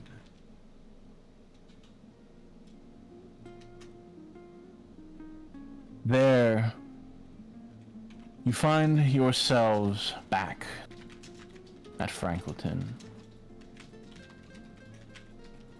You hear the laughter of children. You see the green of various tree leaves. The once golden wheated fields you had seen are lush, verdant. The town still being built. Various walls, fences being hammered in. Fresh cut boards and lumber. Cobblestone on the streets have just laid out. Not all like the desert and deserted ramshackle of the town you were in. This is vibrant. It gives you the same feeling as Titan's Fall. Fresh, new, and full of possibilities. A ringing of metal clings out like a bell to your ears, the sound of a hammer to an anvil. He comes across the way, and you can see from the billows of smoke near the edge of town a blacksmith.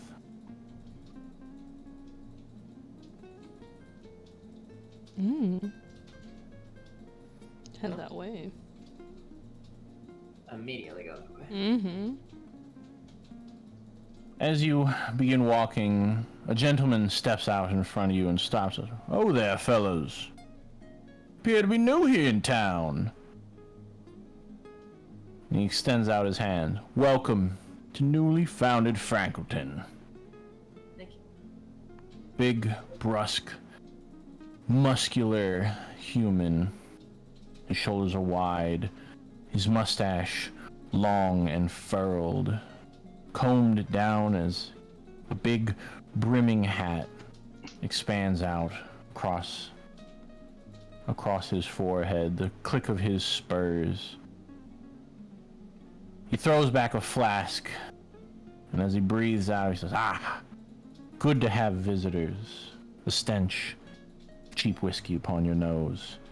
"Tell me what brings you in town." Howdy. Howdy. He looks you all from the eyes. "Howdy." Are you Max by chance? His eyes open up and his eyebrows lift up. "The one and only? Who might you be, little child?" Do you guys not know what gnomes are? "A what?" A gnome. I'm kidding. I didn't recognize you. A lot of gnomes have a mustache of some kind. What? I mean, just fair. Everyone here in Frankleton's got a mustache or a beard. Even the children. He points over and you see a child tilling the field with a big Amish beard. What? Gives Why? Max a nod. Is it the same child? It's not the same child. Okay. Anyway, we're looking for a Jedediah Doohickey. Ah, the town blacksmith. fine young fellow over there. Currently working on a special project to protect us here along with these walls. Brat is beelining towards him. He's just leading the that's- conversation. Oh, looks like your dark chicken ran off. Yeah, we're gonna. Don't get it. He pulls out his rifle and starts making a bead. And he's like, Oh no. He's just very excited to learn from Jedediah, as are we all. We're aspiring blacksmiths. We want to learn from the master. "Your chicken is an aspiring blacksmith." Yes, he is. Yes. His name is Smith. He's black feathers, so that's all he's always wanted. And he puts the rifle over his shoulder and tucks it away. Makes sense. Well, you need anything, go ahead and holler at me, myself, and my kind, or my wife over there, young Marcy. And as you look over, you are greeted with an absolute bombshell of a country girl. Still smoking the same corncob pipe. Man, come on, honey. Can't be pointing me out to every folk. They're coming back to me. Sorry. Have a good evening, ma'am. She looks way different later. Okay, we're gonna Pull yourself together. Shut up. I feel conflicted right now. Okay, let's just go.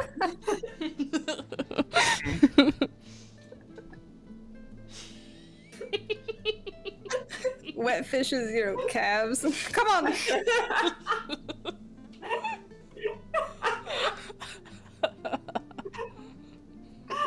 Atara is after also little going Brett. to run off in the direction of the blacksmith.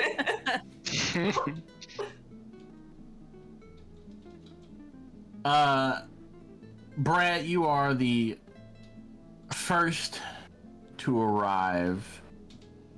As you approach, there's an elven man, blacksmith, hammers away, clinking at the various pieces of metal that he's working on before he looks up and sees it. Oh, hey there, little bird. Hola. Oh, it speaks. Oh, you some kind of elven bird? That's elvish right there. Hola. Ah, yes. Holla to you too. And he looks up. Is someone missing a bird that speaks elvish? Hola. Yes, sorry. Oh, okay. Well, fellas, there ain't much I can do right now. I'm working on certain things here and there, but you know. That's it. Just do your work. We're aspiring blacksmiths and wanted to learn your craft. Oh. Well, all right. Brett's be so casting willing. Mage Hand and trying to grab his blueprints from him, if he can see them. Guys, do you think Cecil's around here? This was a long time ago. Jebediah turns and puts his hand down on the blueprints. He's like, wind almost took him away. Must have been Takes the him- wind. Takes them and folds them up and puts them in his pocket, his front pocket. He's like, can't lose these. Can we have a look at that? Importante. What was that? What you're working? Can we have a look at that to see what you're working on? Whoa. Absolutely not. I was entrusted this by a good friend. And he takes off his cowboy hat to his chest and kind of looks down.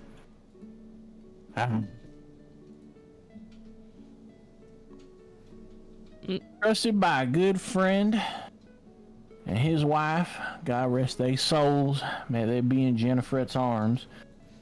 Before he puts the hat back on. But I was given 2 legacies to keep hold of. This here Death Epiphany and their boy over there. And he issues and shoots across the road where you can see a young girl and a young boy playing in the field together. He says, "Come on now, Cecil, Mary, get over here." Oh. And the two What of if we them. told you we're from the future? Don't complicate things. Still gonna remember? I mean, yeah, I guess, but it's gonna make it harder for us right now. Jebediah kind of raises his eyebrows. He says, well, I think you having too much of Grandpa Max's whiskey. What if I told you Cecil sent us from the future? Well, I'm saying you giving Cecil too much whiskey. Really? You wouldn't believe us?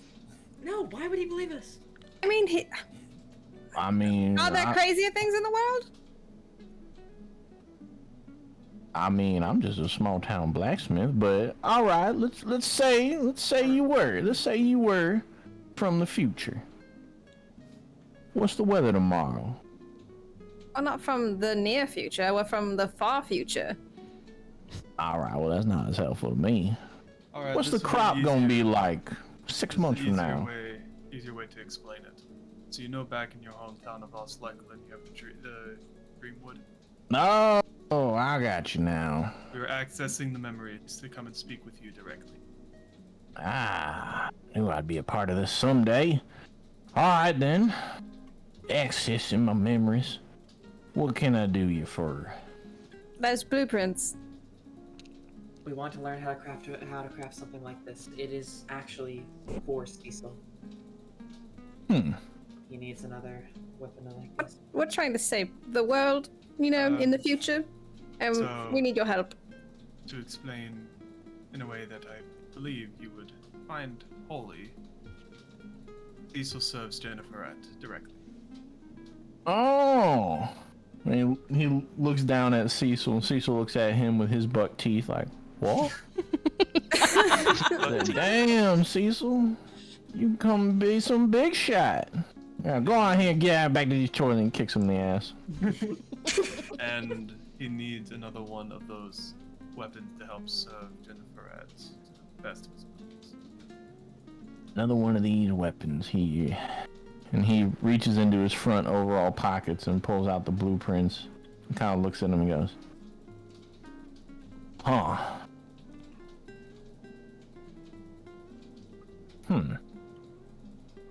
It's named Persephone if you need any convincing. Huh. I even have one of its bullets. Well, Made from the guy that walked us into town. that does a hard bit of convincing. I suppose you may be telling some ilk of the truth.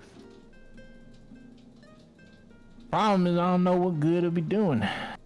This here blueprint says it requires the last bit of Frankel's teeth. And I got them all right here. And I'm assuming I complete this task and make this here gun. I can let you copy down the blueprints, but they say they require the teeth of a dragon. Could it be any dragon? Dragon? I don't know if it's any dragon, but Or what kind of dragon was Frankel? he looks at the center of town where there's a large statue of a dragon and a couple of dwarves riding on its back, and he goes, ah, the good kind. Can I roll history? I will say you can roll a history because you're so close. The DC will be 10. And I will use my inspiration on this. All right. With advantage. I'm glad I did. All right. You know the story of Frankel and the dwarves. Mhm. Basically, during a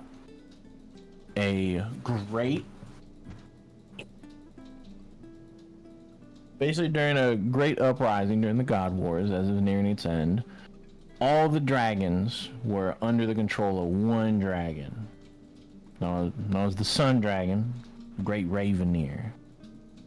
But Frankel, from what your knowledge is, he said no. Resisted the call of the Horde, and instead decided to protect the townsfolk of Frankel, or what is now Frankleton. Oh. Gave up his life with 17 dwarves and laid down the foundation of the town itself.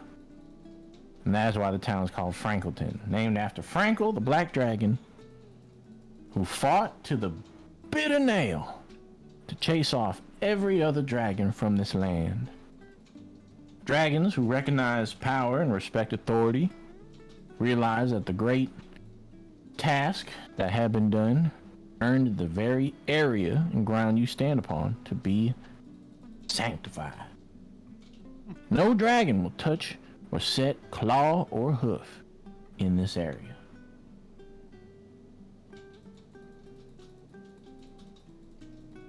And as Jebediah looks over and says, yeah, the best kind of dragon.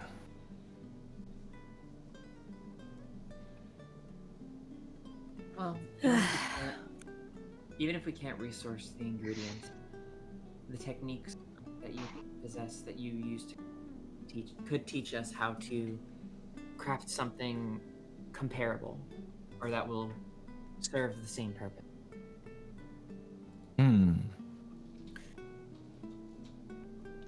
And I do have a material that is at least tacitly similar. Not the teeth, but the metal. We All might. right. Oh, Rev had dragon teeth. Well, now, They're teeth of a dragon as great as Frankel. it's gotta be the teeth of a good souled dragon. It's gotta be pure in heart. What happens if you use non-pure? There was that one dragon that we helped. You know, that the rats ate. Pure of heart? I Yeah. mean, he had a monkey on his back. I think that was the issue. Do we have his part? Didn't No, he, like... he dissolved away. Dissolved into Yeah. dust and He went to came the back to the ether. halls of Well, Jennifer. actually, I do have a piece of ancient metal that was Of the that we nail. took- that we took an ancient wrought iron nail that was taken out of the neck of a dragon that seemed to be good-hearted. Jedediah kinda We saved him, but he passed shortly after. Jedediah kind of sits there and scrunches his face and says, well, I don't know what would happen if you used parts belonging to the ill repute, but you can always try. May I observe your blueprints? Tell you what, you can do more than observe your blueprints. Go ahead and grab a hammer. I'll teach you the ways. Yes, oh my god, thank Taru. you. Yes. She very excitedly, she's like, well, I kind of lied earlier, the rest of them aren't really blacksmiths, but I actually am a blacksmith, and I'm, like, so excited to She's learn. been looking forward to this for a while. Oh, alright. Like this. As soon as I found out about the Dreamwood and, you know, that you were there, I was like, I want to learn. Brad Well, wants to study the then. blueprints while Taru does this. He'll set down the blueprints on a table for little Brat. He says, all right, here you go. Sock will look at them too. As you look over, it's complex. There's lots of bits and bobs saying, you know, grind up the teeth, put it here, push this there, you know, X amount of millimeters long, so on and so forth. But you very carefully take and copy it down. And over the course of, I'd say, 6 days, as you spend time, you eat meals, you talk and you interact, and maybe even play with little Cecil and Mary.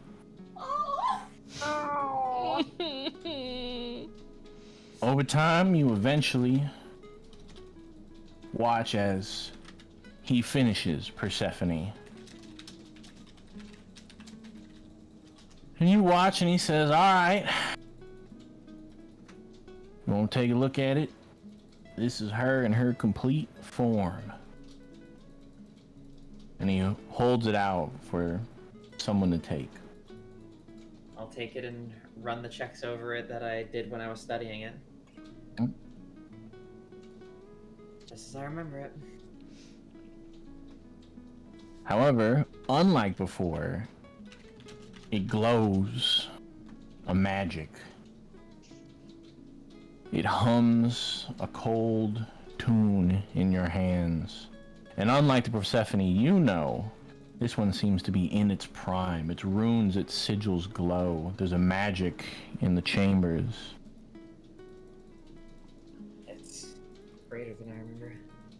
and more so, there are a lot less notches in the barrel and the handle, as lives have yet to be taken by such a weapon. Guys, what if we just build an almost duplicate and give that to those guys? You know, how can we take this from Cecil? Like, have they ever, held it? What if we just give them a duplicate? Jedediah kind of raises eyebrows. I mean to give this away? Brett shakes his head. He says, all we're missing is the teeth. We get the teeth. Well, what's really going on is, we're trying to stop a very bad person with Cecil's help. But in order to get something that would greatly weaken this monster, they require Persephone. But, Cecil is obviously using Persephone, and so we don't want to just steal it. So, I'm thinking if we know how to make a duplicate, we can just, maybe find teeth from something, something else that could substitute and give that to them. Well, Persephone of the present is less powerful than this. And they did ask specifically for it. So if we make something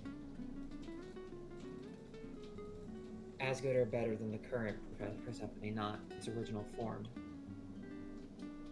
that would be better for Cecil. Well, true, but what are the chances that we build something better versus the chances that we build something subpar? I'm not trying to. I'm not saying that we'll build something better than this, but something better than the current Persephone. The current Persephone does not hum and glow like this. It's not. It's diluted because it's been used. True.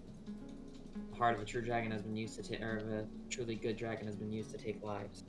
So I think that gets rid of some of its power. can we build something better for Cecil? See, try to use what I've learned here. Like, is it the teeth from a mighty beast who has sacrificed itself? Is that kind of the gist of the It was teeth? specifically a pure heart dragon that he said. Is that right, Jedediah? Yeah. Some of its source parts need to be from a dragon as good as heart and self-sacrifice, but now in this day and age, I don't know where you're gonna get that. Brett perks up and looks at Ataru. And he says, "What do you know of time travel, student?" Not much. What? And you see little gears of magic spraying off of him as he begins to pace like he did whenever he did the Dream of the Blue Veil Oh shit! spell idea. Little Brett's brain blasting. Oh my god. Oh no, he's brain blasting. He's like, Brain blasting. would it be possible for us to go back in time? Ask Frankel for his teeth. Or at least some. That Some. would be What? that might be an issue because it would prevent this from happening. It could create a paradox. He has many teeth. Do we over even the course know of the how time- to time travel? How many teeth did this take? He had 4, yes? This took about 12 teeth. Quite a bit. Do they grow their teeth back like sharks?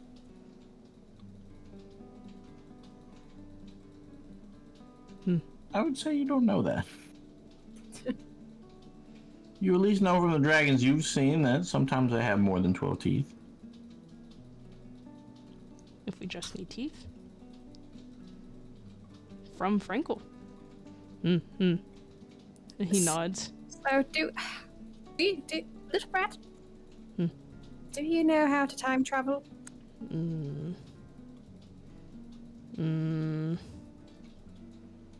No. But Caldwell knows everything. Yes. Yes, Caldwell.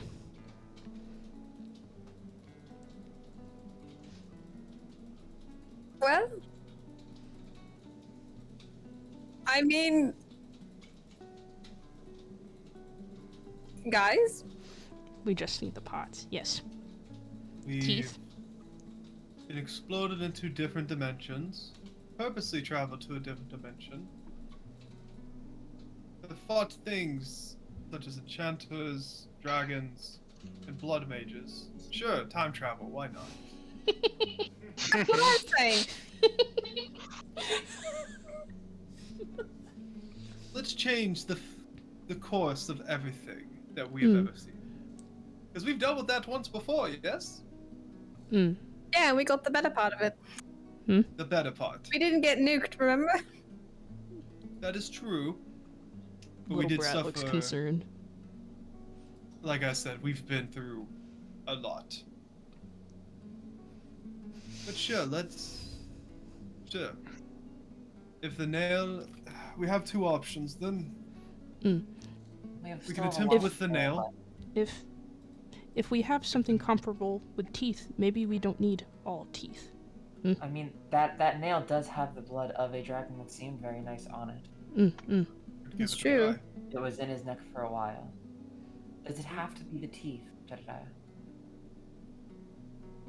Listen, I only have what is labeled on here, on this death epiphany, given to me by a good friend, a loyal best friend. May I ask? I haven't strayed from it, so all I have to do is go off of it. Now, this is a death epiphany. If you want to mess around with it, you want to fiddle fart, go ahead. But I know nothing but what is here, and I done it, and I used it. With the help of the townsfolk to gather and resource these materials, I did. Understood. Thank you. I made this, and hopefully this here firearm is used in the defense of Frankleton for years to come. It will. And who was this dear friend, if you don't mind me asking? Well, it would be the mother and father of Cecil over there. Oh. I promised I would build this. I promised I looked after their own, as it was my own. So they're the ones who created the blueprints. Yes. That them death epiphanies in their final hours, they wrote this out. Have you told Cecil? Or do you plan on telling him? He knows they're dead. He was there when they passed, but he doesn't know about this gun. Do I have... Alright then.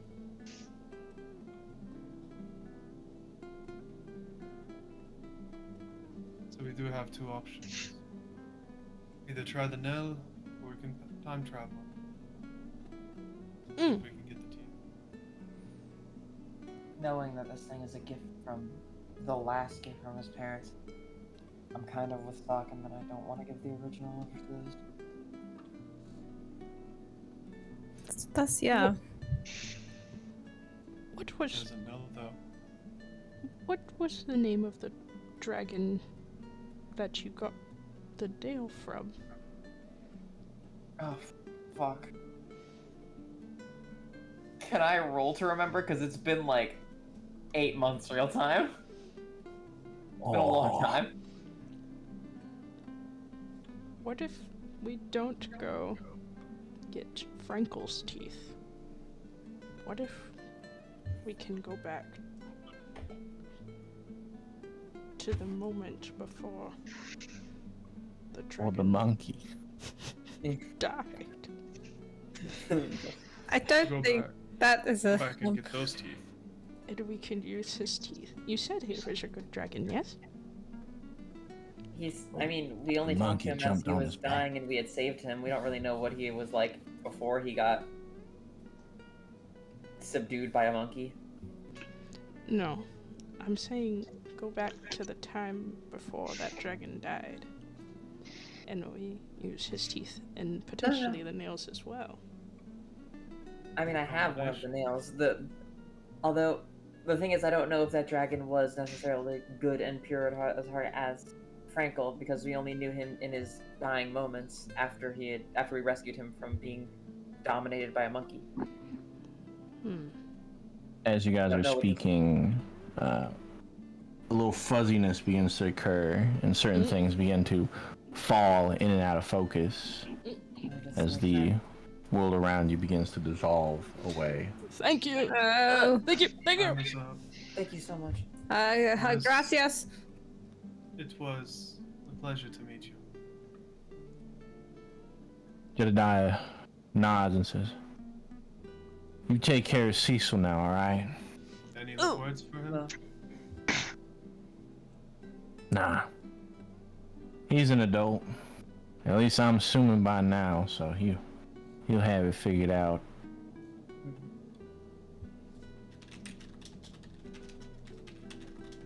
The world begins to fade away, and you start to smell the dirt and the roots once again.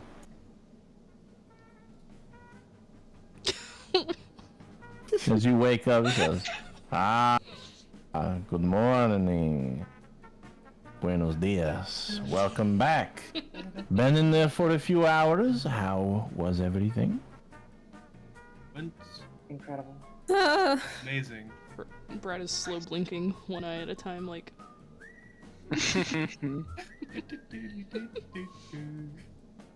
Little Brad, can you make a copy of those blueprints? Do you remember it? he's nodding, but he looks very tired.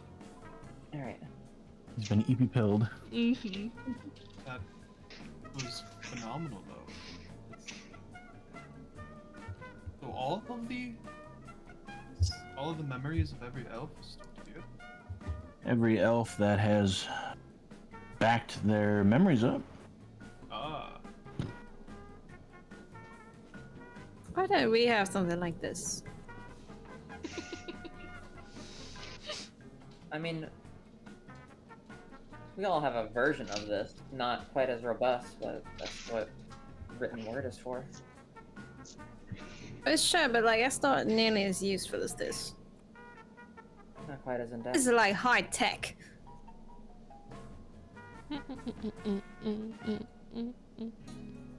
Hey. alright. Well, friends, what now? Now Are we go going back, to? We go back, I get to work to try to do something with this, and then while Little Brad looks into this time travel business.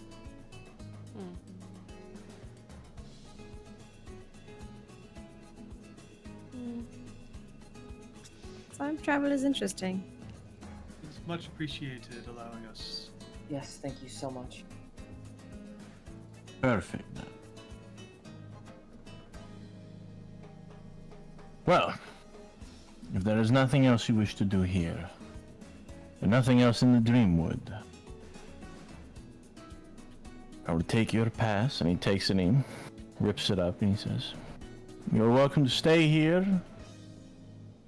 as long as you like. I'm in the city, not in here. And may you have a good day's travel." And he leads you out. And as he does, he explains, as there are plenty of restaurants around here and inns you may purchase stay at.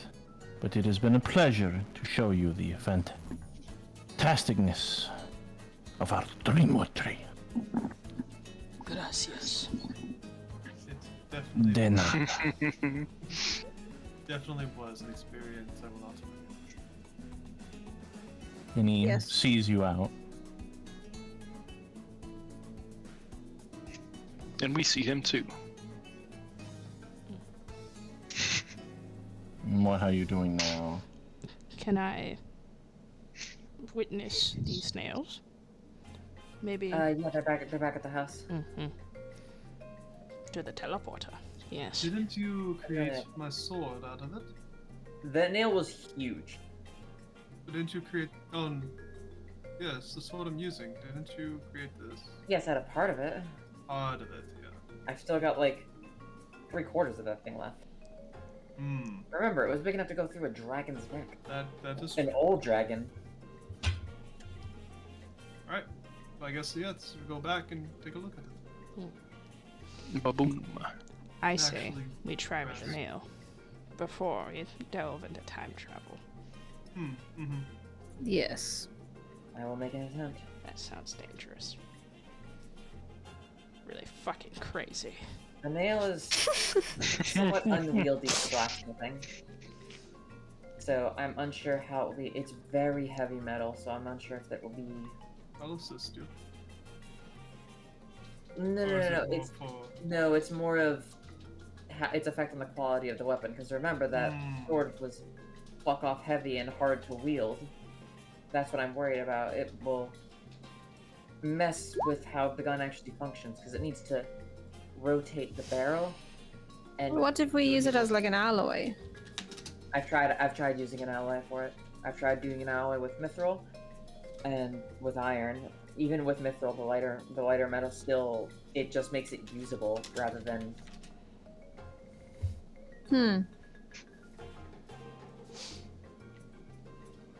Well, I mean, I think we should go with the plan with the biggest chance of success. You know what I mean? Like, we do have a time crunch. There's plenty of metal. Yes, but like, how long is it going to take you to make this gun? And like, if it doesn't work, then we're going to have to start all over. At least those 6 days. So I want to get started now. And Yes. Lil Rat, I would say don't bank on my success on this.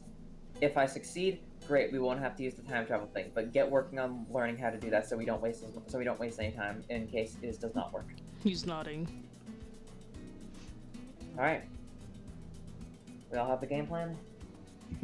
Yep. The rest of you, any materials that I might need that come up during my crafting process, I'll ask you to go get them, and if you could source them for me, that'd be fantastic. I'll just be your muscle and 10-4. carry shit. I appreciate that. Excuse me. I need to get to work on a new outfit. So I'll be next door at my shop. But Of course. do feel free to call on me for your material gathering, and I will be back as soon as I humanly can. I just need something new to wear with these fancy shoes. And the same to you, Isaiah, if you need anything, you know. I could always use an extra set of hands at the sewing machine, but that seems a bit less important than what we're doing here. I'm not quite sure how I would slot into this, so maybe new outfits for everyone. I enjoyed the look of this town we were in. We could have some Frankleton-inspired fits if I could get your measurements. Little brat looks very excited because he's only ever had his school uniform. Oh. New clothes. I do like those hats. What are those called? The sombreros? Some brow. Oh, I was more referring to Frankleton, but Vaslacklin is fine as well. I could make some Vaslacklin-inspired fits. I do like them. How about each of you? I'll take your measurements, and then you can tell me Frankleton or Vaslacklin as your inspiration. Or what did we mix them? And I will take creative liberties from there. No mixing. None of that. Okay. One of the other. We don't mix styles here. This is not the way. You are by the books, not the adventurers. I mean, do you see the shoes I'm wearing? Of course I'm adventurous. I just don't believe in mixing sombreros with dusters.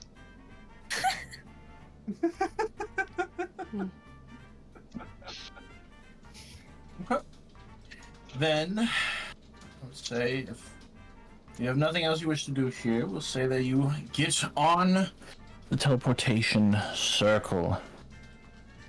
You feel as if someone is grabbing the tops of your head and twisting you layer by layer as you fully spin around and lose yourself in where you are. North from south, east from west, up from down. It feels a firm pressing on the top of your head before whoop, you're back in the adventurer's hall. Sickly. You're alright. I must copy these schematics down. Ataru. And he gestures for you to pick him up. Pick him up. Eureka.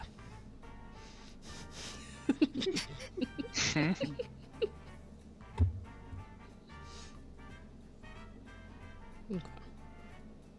I guess we head back to the house. Yeah. The pillow fort still there. I mean, didn't one of y'all say that you got rid of the pillow fort? No, Hold was just joking. Oh, okay. He was pulling a joke. He was just like, no, I do not like it up. He's just being sarcastic. Sarcasm is lost on It's sarcasm. Very well. Teleport should still be up. Or is it? You come back. It's not. Vestris is in the pillow fort. Oh my god. Ah, every fucking time. God, Vestris. That God. bitch. Damn it, she ruins everything. Can't have anything. Not the pillow We fort. come home with blood. And You now get a home, pillow she fort? looks right at you. She's like, fuck you. Drinking all her hot chocolate. No. First there's blood, and now the pillow fort. She gave your We dog can't- chocolate. No, Sock, no. No, Sock. Sock dead on the floor. I don't feel so good. No. Okay. It's grapes. Not onions. Nah. The scent is too strong. It's insulting. Well, Well, back at Titan's Fall, Ataru spends the next 6 days Damn. making these items. Ataru, go ahead and you're gonna roll me 3 rolls that are gonna determine this here weapon. Me helping, does that give advantage at all, or? I will I say was gonna ask if I could help as well, but I don't know how I can. you guys are gonna be the runners. You guys are gonna get the materials that she needs. Okay. Alright, so the first step. It's got the metal. Ataru, go ahead and roll me Smith's tools. You're gonna start trying to forge it and shape it. Okay. First, before we start, does anyone have access to guidance or any thing that will I'm checking. enhance ability, any of it? Give me a second. What does this do? Also, what attribute are we going to be rolling with the blacksmith tools? This one is gonna be strength because you're trying to smash this shit into shape. I need a lot of help with this one, guys. Oh, I can help with strength. Well, yeah. Can she Sock, Very you may help with strength. But as for Brant and Hold, you guys are gonna be the runners. As I'm gonna give her some options. You guys are gonna see which ones you can grab. I got backup stuff. Like Well, clockwork. like, Shits. I would give Sock my belt, but it'd take too long to attune. I don't need that belt. It's very fine. Doesn't All fit right. anyway. Smith's tool, strength with advantage. Okay, here we go. Hold on. Still trying to Fuck! Oh, with He's advantage. got advantage. 22. Okay. Alright. So you spend the first 2 days hammering away, making down little billets Like a forged in the fire master, you are Damascus. stretching out and folding it down. Canister Damascus, folding it upon itself. However, as you look at the blueprints, little Brad notices it's time. You need to find something as a replacement for the dragon's teeth. Now this is a great big town. All sorts of merchants, all sorts of guilds, you name it. But you need to find something to replace the teeth. Everyone can go ahead, even partition Isaiah, see if she knows anything. You're gonna need some kind of bony object. Is Clan Surtur still here?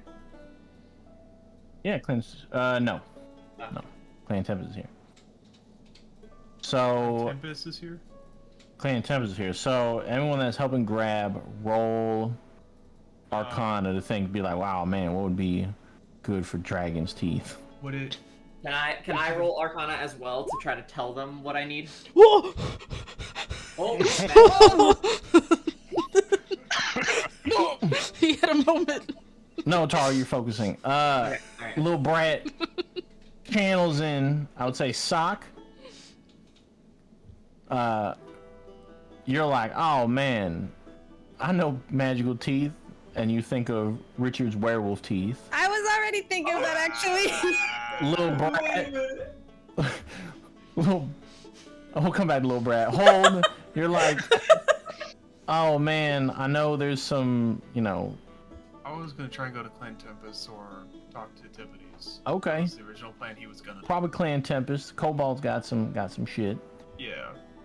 Little Brat, you and your infinite wisdom and knowledge, you understand that. Is that a brown square on the map? Sean, you put that there? Is that it? You put that there? Oh no. Probably. I That sounds like found something I would another. I wouldn't be surprised. do. Sounds like something I would do for sure. Like little brown squares all over the I place. see a teal rectangle up here. Oh, I see Oh, another I one. see that one. I see Oh, where you another guys one. are. There's two. There's one at the top and the bottom. God damn it, derailed me. I was like, wait a minute. In your infinite wisdom, Little Brat, you're like, dragon Man, that teeth, was last week. dragonborn, Aww. dragonborn teeth, and you know where you can find some dragonborn teeth in the mouth of a dragonborn at the market.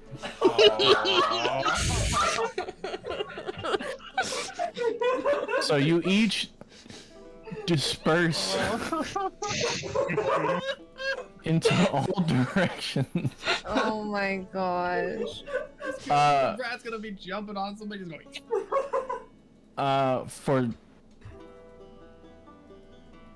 For a hold, there they have some wyvern teeth and some basilisk teeth and some bahir teeth that they're willing to trade for 1,000 gold. Hold the door. Do not have them. Yes. I have something I want to run by you. What is? Well, you know how we're looking for teeth, right? Mhm. Teeth that is from a pair of heart creature. Yes. Something that is powerful. Yes. Well, this is just something that I'm thinking about, but would it qualify as something pure of heart if, say, we ripped out the teeth of a werewolf? If the werewolf counterpart, human counterpart, gave consent because of a pure of heart sacrifice to create a weapon for a friend? Considering that the fact of that you give off good energy, and your counterpart gives off the not as bad as the other werewolf, but it's there. It'd either balance out, considering the fact that you have also learned how to overcome him and take control. I'd say it could lean more towards the good side. Yes, but I mean, like, maybe if I don't know, try to speak to Richard again. Maybe. You see if he's willing to do so. Maybe. I mean, if we, I don't know if he's been listening. Honestly, that thought terrifies me. We could take that opportunity, but that would have to involve us. We'd have to go back out to the ranch just in case. Well, yeah, no, obviously, we're not going to do it here. But I'm willing to give that a try, considering the fact of 1,000 gold for anything at Tempest, and none of it's dragon. I mean, I think I'm None of it's really anything. literally not trying to brag here, but I think a werewolf is pretty powerful. Stronger than a wyvern. And Basilisk, if it's given with good intention, I mean, does that qualify as having good of heart? Or, I mean, I really? would assume, since it's giving up it by willing of sacrifice, yeah. Because, I mean, if you think about it, like, the dragon Frankel gave up his teeth, but, like, he did fight off other dragons, so I don't think it's not having any, like, ill actions. I think it's the heart behind it. So if I'm, like, trying to sacrifice my teeth... But considering the fact that you are not in full control of Richard, it would have to be Richard sacrificing it. It's true. If he is willing to do so, then we are good. If not, well, it'll just be a repeat of having to take him out and then have you wake up. True. By the way, when is the next full moon? Check the calendar. 14 days. 14 days. So we can't wait till then. Is that 14 days starting from the beginning of the 6 days? Or... Starting at the... I would say since you're 2 days in, so... Yeah, 14 days now. 2 days in. So at the end of this, you'd have 10 days. Let's say we discuss this with everyone else and see how they feel, but I'm for the idea. Sure, I mean, I think I need to have some sit-down time with a certain angry wolf. Do you want to go do that and I can go assist her? Do you have time to do that? Yeah, I'm gonna go meditate, I suppose. Alright. If you need anything, just yell. Okay.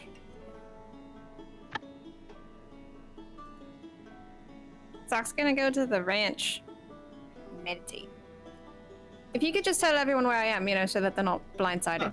Yeah, wait, shoot, we don't have any sending stones, do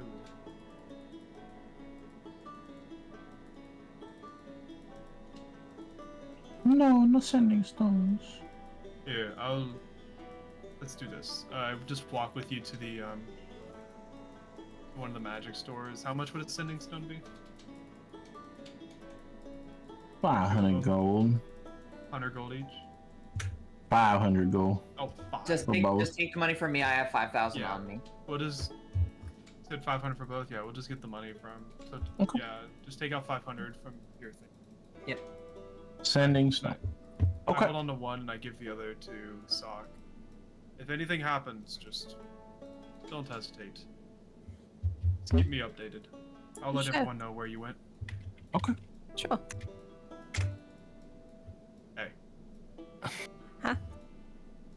You got this. He does like the thumbs up, just got this. Thanks. Wish me luck. You don't need it. Oh, thanks. Brat, you're in the market. You scan the horizon and you see a few dragonborn. Some of them look like mercenaries. A few, maybe one or two, a bard or some kind of merchant. But then you remember it must be good-hearted, and there you see cleric dragonborn. Oh! Feeding the homeless. Oh. Hammer in hand, you approach. Oh my god. Hola. Ah. Well, hello there, little elven Kenku. Would you like some bread as well? He nods, but he shakes his head after taking the breath. He said, no, wait. Oh. So something troubles you? Do you require prayer?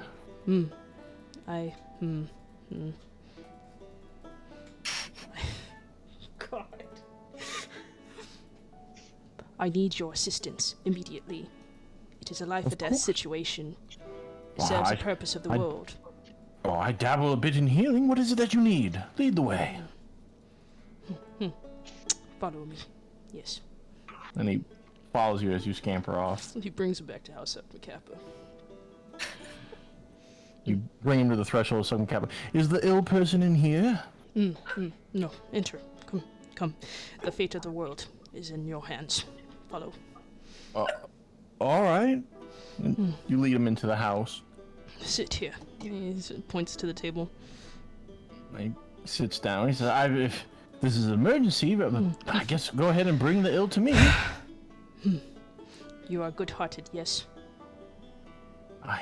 I suppose I do what I can for our Lord.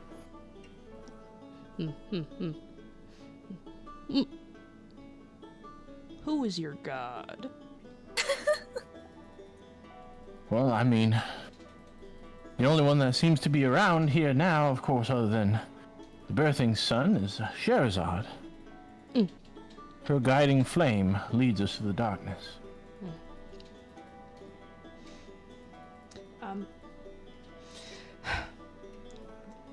I need your teeth. Yes, of course. My what? Yes, I need your teeth.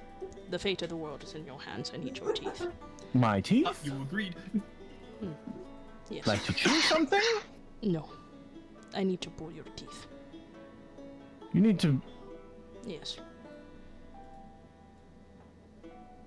It appears I'm mistaken. He goes to like stand up. Nope. I'm mistaken here. Oh, Sit down. I feel a little bit uncomfortable here, but what is it that you need my teeth for? We are creating a weapon. You're creating a weapon with my teeth? Listen here, I don't condone violence, but I'll fight my way out of here if need be. Brat says, in all serious voice, he says, you wouldn't win. He sits back down. Intonation. Roll that intonation. Oh my god. He's like, please, if it's money that you need, I can give it, but I don't know what you need my teeth for. Make some sort of prank.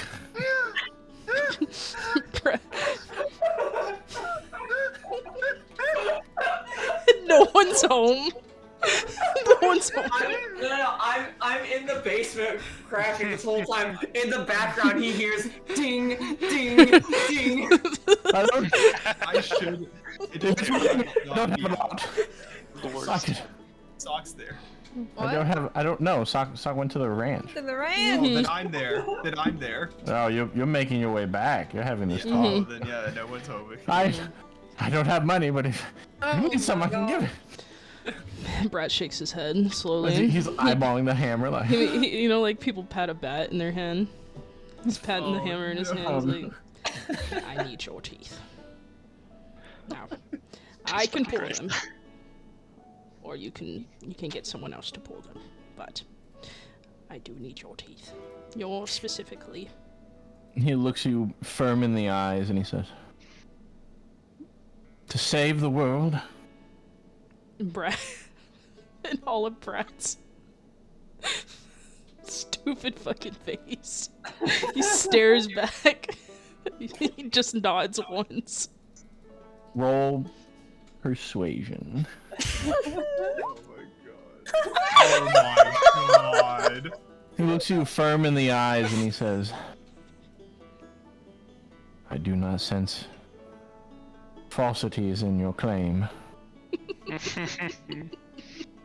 What are these rolls all of a sudden? I dabble in the healing magics, I suppose. And he lays his head sideways on the table and opens his mouth. Do what must be done. I know cure wounds. You should be fine. He pats him gently. You pat him gently on the chin and start aiming the hammer.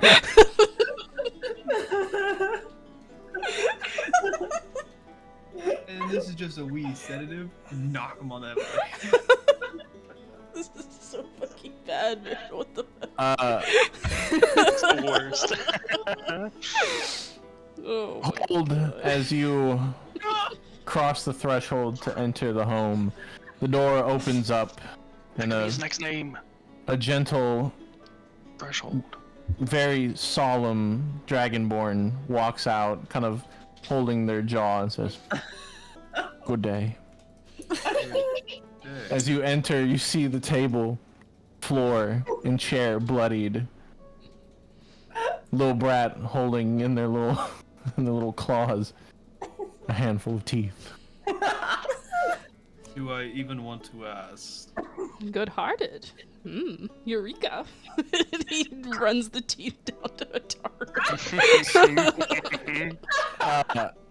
Atara, as the teeth are being handed, you look them over, and as you're looking over, the back cellar doors open up. A shirtless, scraped, and bruised Sock stumbles in, blood dripping from Sock's hand as he opens his hand to reveal a couple human molars, one large werewolf teeth, and a bit of his tongue. Hi. Guys, what the fuck? I'll cast Cure Wounds on Sock. Okay. I got so back let me- before let me- I let me even get got to this the house. Let me Wait, get what? Let me get this straight. I asked you guys to go source me some kind of magical dragon teeth, and Sock, you just took out your own teeth and parts of your tongue. And How is that? Robot, I don't even want to know where you got those. Were those from You somebody? don't. Charizard You cleric. don't want to know. Wait, is He gave- Charizard in town? He gave them over willingly. Yes.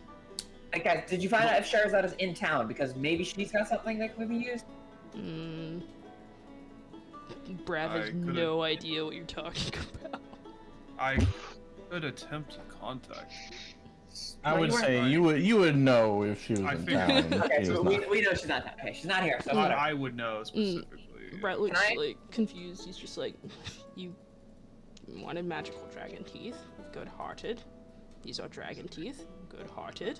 I mean, technically, yeah, but it's not the same thing. They were given over can I- willingly. They will Atara, do you work. even want to? He's from the top of the stairs while you hear him cleaning. Atara, do you even want to know where those teeth came from? I can hazard a guess. I'm curious. Take a guess. Well, okay, what exactly did Brett say? He said, dragon teeth handed over willingly, but they don't look like actual dragon teeth to me. Isaiah, what kind of armor you making? I don't know about. I guess like it would be more up to the people who she's, making them for. I already have an image of what I want. I would say duster, vest, or I was thinking for hold like a nice pair of pants and a button up with like suspenders. I wanted a poncho. Oh, poncho works. Yeah. Okay, so that's he's all he would've going said. He just boss. said he just wants a poncho to put over his armor, so you still see the armor like sticking out the sides, but it's just the poncho in front. Sock wants some assless chaps. Just kidding. Why? Don't just kid about that. That's the best. Only sleeveless vest. You may roll Arcana on the teeth and see if they're suitable. I would say Isaiah, then roll me 3. Do you have any appropriate tools? She has Weaver's tools. Then roll me 3 Weaver's tools. I would say with your 3 highest stats. Doesn't matter what order, but they all got a 1 roll per stat. Well, my Weavers doesn't have a thing yet, so should I just roll my 3 highest stats? And then add proficiency? Yeah, then add proficiency. Ataru, the werewolf and the dragonborn teeth are usable. Socks are not. So that'd be +5 to make that a 16. I will hand Sock back his molars and his tongue. Sock, as you go to put them back in, they've already been replaced. Nice. 10. Put them under your Yeah. pillow for the tooth fairy. I can't use those. Those are. It's not That'd be a big, 13. real. I'll put some rolls under Okay. your pillow. Okay, it'll be the same thing. Very trouble. Maybe I'll make it into a necklace. Ew. I would say then Isaiah for spending, I would say 1,000 gold in material. Alrighty.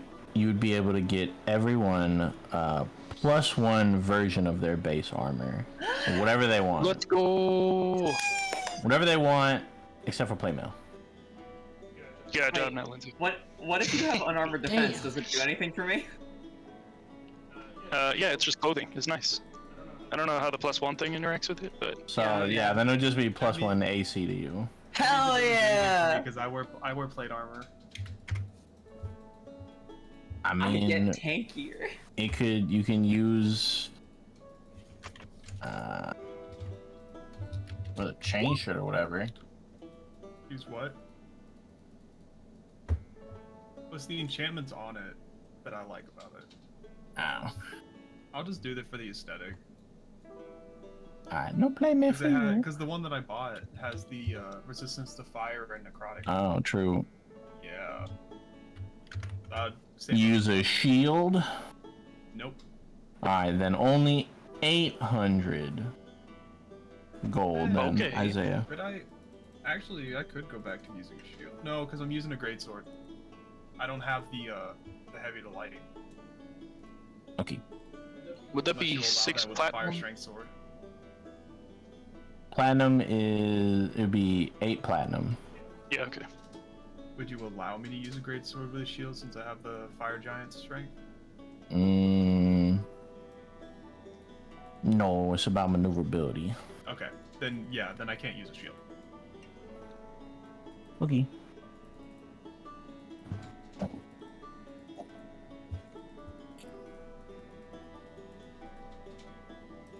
Put I'll my just have a little poncho. fuzzy part back on my mic. There we go. Okay. Ataru, go ahead and roll me Smith's tools with dexterity. Here we go. Hey! Fine. All right, What? and then for those who can cast spells, you may cast 1 signature spell upon it. 1 spell you feel would help. Alter the it gun? upon the metal. And she would grab you, Isaiah as well. Yeah. Look at my spells real quick. I don't have a lot. I have Identify, Hold Long on. Strider, Absorb Elements, Featherfall Shield, and Detect Magic. Does this go into the gun? It's about what it does. So it won't directly go into the gun. So like Aura Purity, that's pretty good. What That's what about we if it's cast like a feat, Oh, like Gift wait, of that the one Chromatic Dragon? I would say I would allow you to gift a chromatic dragon. Anything magical that you can imbue within the gun. I'm As casting it's Sunbeam on the gun. Wait. Okay, so anything magical, does that include my tattoo abilities? Oh. I would say, yeah. You may pick one thing from your tattoo ability. Okay, do I do the lightning from Raijin's charge, or do I do the haste from Flight of the Dragon? It's about the flavor. The flavor, okay. Speed or lightning. Yeah. So right now we got a literal beam of sun. We have an aura of purity. Cure of all diseases. Very pure, very pure. We have, what are you doing for Give the Chromatic Dragon? You breathing fire on it? Acid, cold, lightning, or poison? I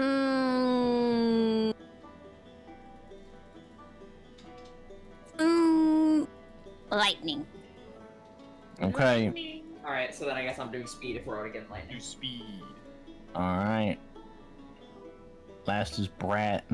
Brat, what are you throwing on this metal as the gun's being molded? Rat uses wish. I was. Can you fucking imagine? You had that the whole time! You could just went with the potion! I was stuck between chain lightning and reverse gravity, but we already got lightning, so I guess it's gonna be reverse gravity. Does this mean like?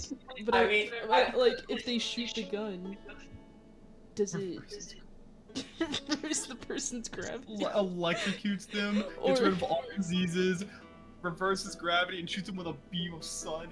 Nah. It's about the flavor. I know. I'm looking through a chart.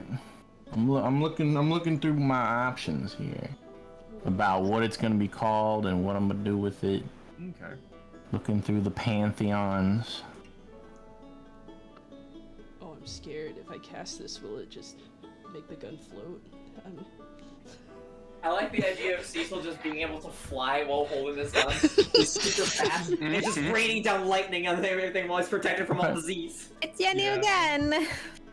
As you pour the raw magics of that spells in it, it heats up, and you begin forging and melding it within.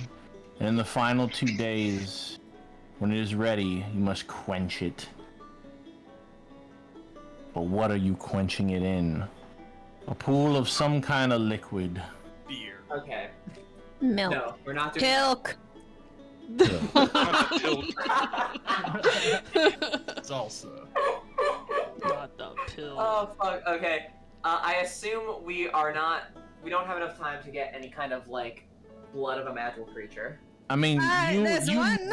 you know you're gonna quench it, so you guys have 1 day to We source can go whatever to this liquid the is. person we've taken. I can offer werewolf blood. We're not bleeding that priest dry. Isn't We're not doing- there goddamn druid Ooh, fancy yeah, wait, water or something? Can we get the waters from the twinkling We can grove? go ask. You could go to the Twinkling Grove and be like, "Can I splash this in the pond?" We'll ask Isaiah to come with us if she has the time. Let me try to think of other things we know about, or other sources of water that would be cool. Mm. In the drinking pond of the capybara. Ah. That would be meaningful to Cecil. Yeah. What would it? Oh. But would it imbue power is the question. What about the pee of a capybara? The I'm just banned from the suggestions. capybara are magical creatures or something. So, Oh, you haven't met them before. The blood of the capybaras. We'll take you out Oh. soon. something like that. I'd say that, or we can go to. I say the Twinkling Grove. Never heard of Twinkling Grove, capybara. Well, we'll take you to go see them at some point. Well, let's see if Clan Tempest has any ideas. I can go back up there. Could always, Or you might be able to explain it a little bit better. could always go to I have Vaslecking. to state a crowd. Ah, true. Then I can go check. I will give you instructions to ask for any quenching liquids they have that would be good for imbuing special properties or for a magical artifact. Got it. So he goes to Clan Tempest. Okay. As you go to Clan Tempest and you perition the kobold, you watch as they all just quench in muddied water, and they kind of shrug. They're like, ah. All right. I mean, and he like points to just some snow on the mountain. Not exactly what. But thank you.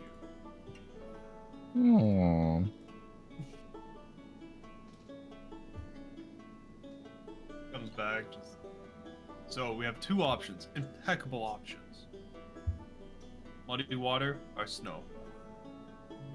if the mountain is special in any way, the snow wouldn't be terrible. I do have 5 vials of wyvern blood, but that's not enough to quench it. Ringling Grove it is. Only if Titan's Fall was Okay. that snow could actually be a good So- idea. I would say in that time, Isaiah is able to ask if you could splash hot metal into the Twinkling Grove's pond, which they confuse, but they agree, as you're not as reckless or as wild as Clan Tempest is when they tried to do it, so they allow this one-time use, and when the time comes, Ataru, with great speed, you and everyone else begin making your way, hot piece of cold iron in hand, hot piece of this raw ancient iron, run over, and in a quick moment, kerplunk, drop it into the Twinkling Grove pond. Light and sparks flicker and flare, steam alight in all directions. I need one person to roll me a D100. Who wants to say? Honestly, you know what? I'll take the. I was gonna say have Lindsay do it because it's for Cecil. That is true. Yep, Lindsay, you get to do it.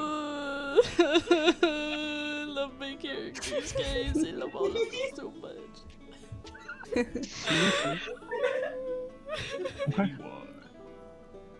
As the great splash of steam and vibrant energies explode out, hissing and furling, you see that the water has settled. Dead fish begin to rise to the surface. Dang it. I'm so sorry. I'm so sorry. I just wanted a bucket of the water. I didn't think you'd let us do it here. The water has turned black. What? Oh no. Uh-oh. You see a soft amber glow at the bottom of the pond. And as you each step forward further into the pond, bringing its waters up to your knees, you see a lit silhouette, very similar to that Persephone.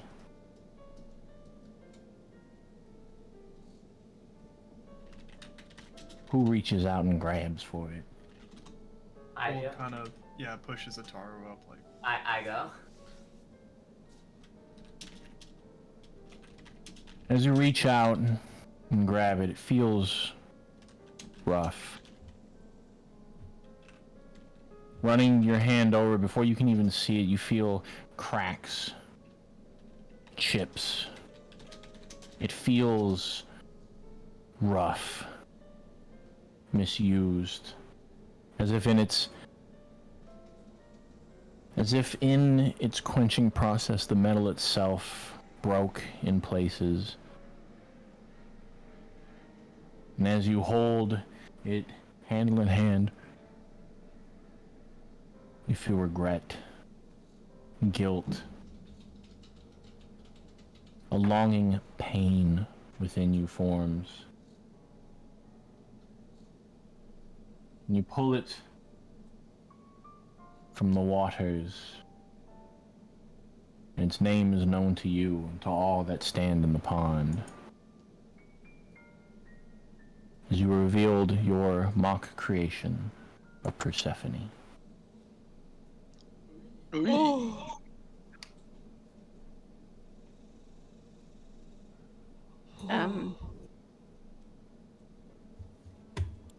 Also, was I supposed to do a third roll? I thought you said 3. Oh, I did 2. The D100 was swapped to that. Oh, okay.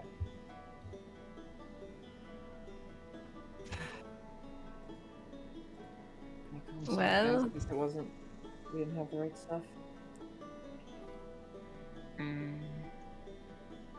I think you'll love it. I don't think it works. should we try it? I don't have any ammo. have a Grandpa Max bullet, but I don't want to use that to test. Yeah, no, we can't use that. I can try to make a bullet. Would that have been revealed to me during the... Yeah, it came with the... Okay. I'll try to make a bullet and see how it works. Alright. Can I see it for a second? Yeah, here. She has her head in her hand as she hands it off and just walks off frustrated. He's going to just use divine sense on it, just kind of inspect it.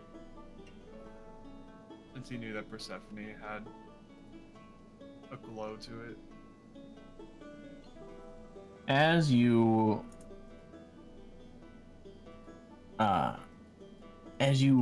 rub your hands over it, you divine and sense over what you can. You feel a sensation, an emotion that kind of fills you. Like that of grief, stricken of anguish. But it emanates in such a way as if these emotions are being pushed into you. As if they are not of your own, but of the thing that you hold in your hand. I'm gonna use detect magic. Oh, no, I don't have detect magic. Fuck, I have to spell that. I should have used giant insect.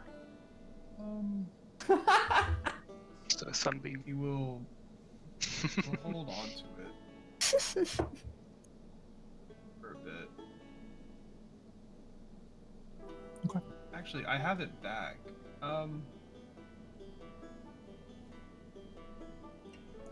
It might do something, I doubt, but he's gonna try and cast Aura of Purity on it. As you cast Orb Purity over it, you can see that it does nothing. It washes over the gun like clean water and takes nothing with it. He'll just hold on to it till she's done. Can I see that hold? Yes. Sock wants to try to see if he could hold it and like recognize it or try to detect the teeth inside, see if that's what's like making it say it. As you hold it, reveal it, kind of turn it over in your hands a few times, you feel a feeling of longing, of anguish, of grief, as the same emotions are pushed into you. The gun feels heavy, but you do not sense the hatred or the vileness of Richard in it. Only a deep cathartic pain. I mean, I can't say until we test it, but I don't think it's bad, you know? Feels like it's in pain. But if you think about it, like, a lot can be done, like a lot of good can come out of pain, you know? You know what I mean? Like, I feel like, I don't know, I feel like we're not gonna give him a bad gun. This doesn't seem cursed. It just seems sad. See after it's fired. Right. Honestly, this... Unless you want to spend 6 more days. Or we use time travel. It's really No other option. We need that gun.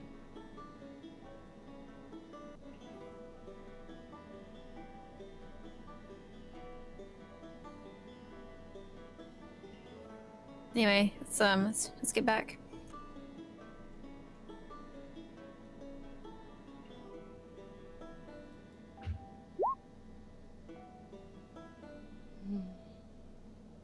Chara has already gone back to make a bullet. Okay. Yeah, we're all just walking, I think. As you guys walk back to House Sugma Kappa, Nessa, who is watching over the occasion, stops whoever is holding the gun and says, I can feel your disappointment, but it is misplaced, so I sense great energies from that gun. May not be what you wanted, but it might be what you need. She sends you on your way. Nessa, do you need any help with the pond or any? Is this? She looks over her shoulder back to the pond and says, do not worry, young druid. It is just dirt and soot. Like all water, it will be cleansed by nature itself and its cycles.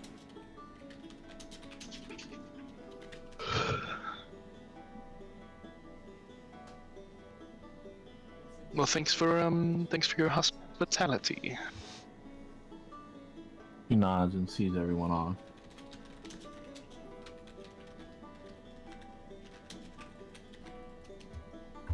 As you all arrive back home, what is everyone doing? Bullet. I think Sock's gonna just kind of hang out with Ataru.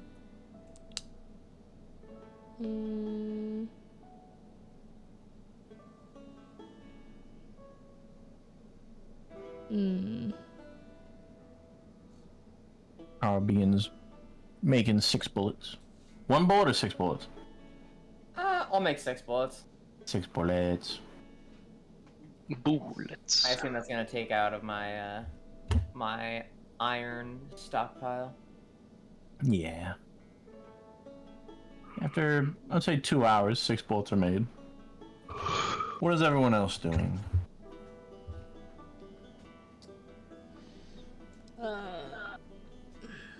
Brad's going through his hat. He's in the pillow fort, and he's just dumping stuff out of his hat.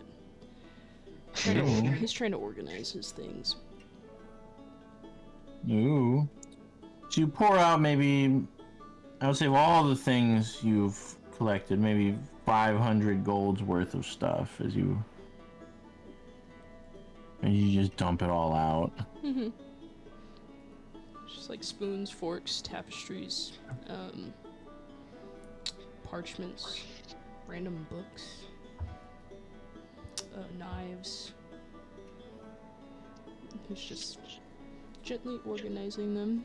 Very, you know. Sorry. I saw the sticker you sent me, Chris. Just saw the sticker you sent me. Oh. As you're looking it over and you're watching everything, as everyone comes home and kind of gets settled in, Ataru, you, and Sock finish with the bullets. Alright, who has the gun? Yeah. Take it. I'll load it. Go to the ranch and test it. Ataru, I think you did a really good job with this gun. It's very exciting. Is anyone following her to the ranch? Yes. Oh yeah. Yes. Yeah. As you guys... Wait, has Izzy met the capybara yet? I think she did. We were there Yeah. a few weeks ago. The little brat gets to meet the capybara. As Oh lord. You guys make your way back to the ranch. You see a lot of it, the destruction of the battle, left a lot of it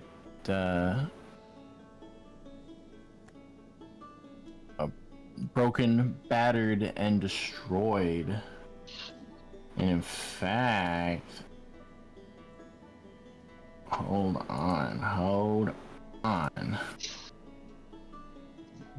Oh man, I completely forgot. Y'all had that fight there with the goober. Yeah, I forgot about that with the other werewolf and then the burning Oh. thing. Because that's when I Right. died. Man, Yeah. the plot line. Oh no. Well, okay, so it actually As two of us went here before this. I went to get money and then. Soccer It's like, fine, it's fine. ooh, I would say you're like, ooh, a little rough. sweep this up a little bit. I was at the ranch is big. You haven't gone to the back section. As little oopsies on all our parts. I mean the ranch is 40 acres, so Yeah. as you guys make your way back, you see not the capybaras greet you. As you begin looking through the shed of where you guys hung out, where are you going to shoot the gun? And Nice. are you also bringing little Brat to the capybaras? Definitely gonna look for the capybaras. I wasn't gonna go near the capybaras, so I was just gonna set up a little like target to shoot at. Didn't want to disturb them with the loud sound of gun. We'll shoot the good and then look for the capybaras. As you head out there and you begin kind of hanging around where the horses are, loading up the gun, 6 bullets in, clank and shut the chamber. What are you shooting? I guess we'll just take some like chopped firewood that we have and just set it up on like a. Pumpkin! Yeah, or if we have a pumpkin. Why do we have a pumpkin? I might have brought one for the occasion. Oh Huh? my Okay. god. Oh, set it on the stump there. Draws a face on it. This is Vestris. Cock back the hammer. Aim. Fire. As you fire it, a burst of fire from the barrel. The bullet sings out and strikes a small hole in the pumpkin. Unlike what you've seen of Persephone, it does not blow out the back of the pumpkin. It doesn't explode or shatter. It just simply sinks into the pumpkin. Does it go back out the other side? Like, is it like a clean puncture through, or just? From what you can tell at this distance, perhaps. I am going to go and inspect what it did.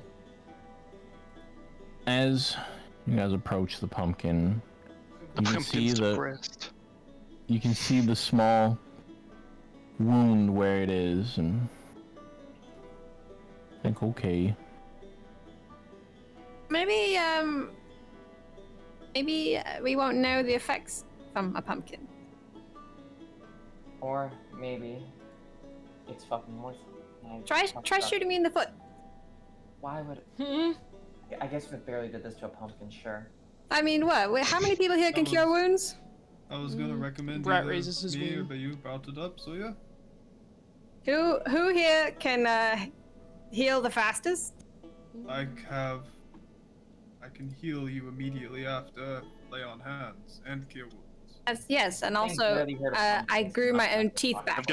I've got so much healing. You could not You don't believe it. feel comfortable do it, I'll do it. No, shoot. Or you can shoot me in the hand. No, I'll shoot like So much feel healing. comfortable doing No, it. no, I'm going to So shoot much him. It heat. barely hurt a pumpkin. It's not gonna hurt Sock. Watch. Click, bam, shoots him in the foot. God damn. The foot? Of all places. Sock, you see the fire exit the barrel, and just a searing sting in your foot. And you take 6 damage. Ow! Cure See? wounds. Worthless. But maybe we're not. We'll toss the gun on the ground. Maybe we're not doing it right. God damn it.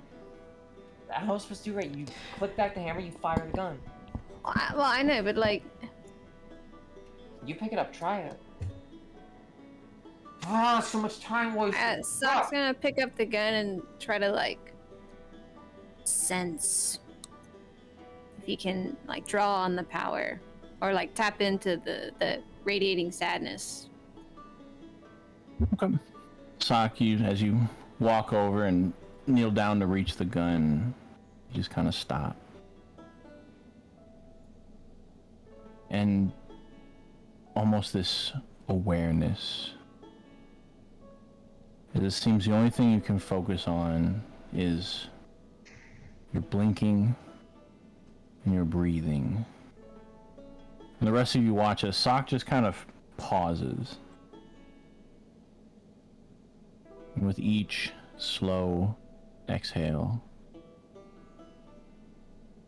you feel tired and exhausted. And you feel a wave of melancholy wash over you. And you guys watch as Sock just simply, very gently, crumples to the ground. Oh, Oh shit. What? He, I look at Paul Pumpkin, goes what's down happening to immediately, just checks his pulse. Isaiah kicks the gun away. There's no pulse. Oh my gosh! Hold on. Immediately just, yeah. As you reach out, kind of quickly, digging in your pockets, pulling out handfuls of diamonds and putting it to Sock's chest. You can feel the magic pulse in like a heartbeat, and you receive the echo back. But nothing. Shit.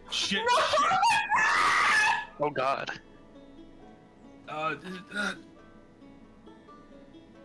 Anybody got anything else? Of the same vein, yes, but I'm not sure. I'll try to I could counter. try. I'll try to counterspell whatever is on him. As you go and cast the counter spell, the magic simply bursts on him. It ends up, I would say, if you casted Death Ward, it ends up counterspelling the Death Ward. Fuck. Damn. Do I detect? Anybody have detect magic just to make sure I this isn't do. just? I do. I would say, Hold, since you're touching him, and Isaiah, since you also have a firm feel of the magics, you may both roll an Arcana. DC's gonna be 18. Arcana. What if it was medicine or nature? I'll allow nature. Can I? Wait, do I have Woof. nature? Uh, No, nature's the same for me. I have really high arcana, but I'm not over there to do it because I'm freaking the fuck out. I would say if you can think of something specific to look for once you arrive at Taru, if you're not freaking out, you may do Arcana. I'll look at the bullet wound, and try to see if there's any visible effects that it's having on the body. Yeah, did the bullet wound close when I used Cure Wounds? As you look, you can see the bullet barely even penetrated Sock's skin. Oh. And is there any other visible effect, or it's just? What if I'm going to take a kunai, not touch it with my hands, and try to take the bullet out. You're very easily able to pop the bullet out.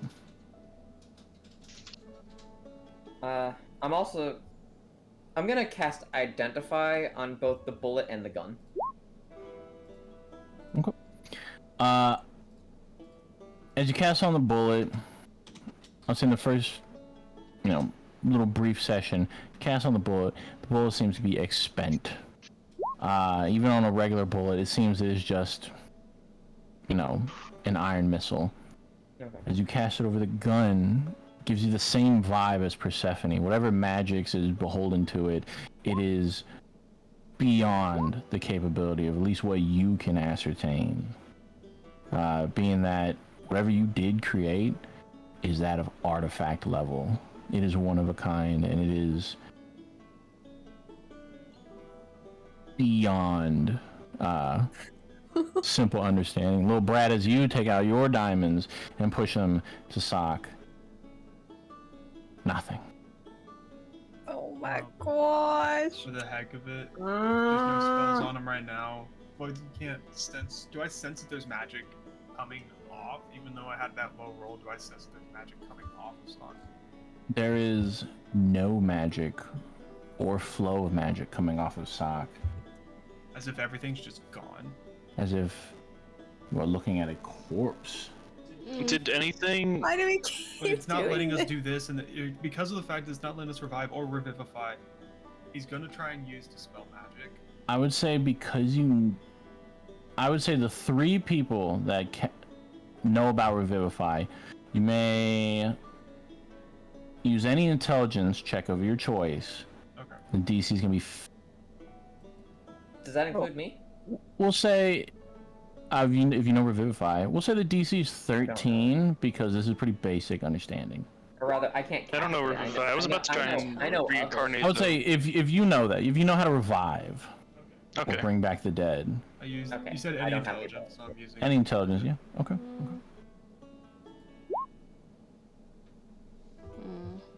Hey, yo, religious bro. I just want to make it Arcana check on this. I was like, this feels religious in nature in some sense. You know what I mean? All of you, slowly, in each your own way and your own understanding, hold with your knowledge of religion and your knowing of what binds life to bodies. Isaiah, your knowledge of druidic magic and how life and the ether flows through all. And little Brat, you knowing your arcana and how magic is in all things. Each of you in your own way come to the conclusion that Sock's soul has been altered in some way, shape, or form, and therefore is unwilling or unable to return to the body. What about a new body? Still requires the soul to be willing. Hiya! Try. I chop off Sock's finger, and I cast reincarnate on the finger. Okay. Since that is higher level magic, I'll say as you chop off. You have a chance to be human again. Or something else. As you chop off the finger and you put imbuing magics upon it, the much greater magics, the nature, the flowing aether around it begins drawn in as Isaiah is pulsating what she can. You guys watch as plants and weeds and grass begin to wither and die. She's literally draining the area of all that she can as this withering decay begins to spread out, as this green, verdant, pure magic begins siphoning in to the part that Sock has cut out. During this time, in some unknown dark area,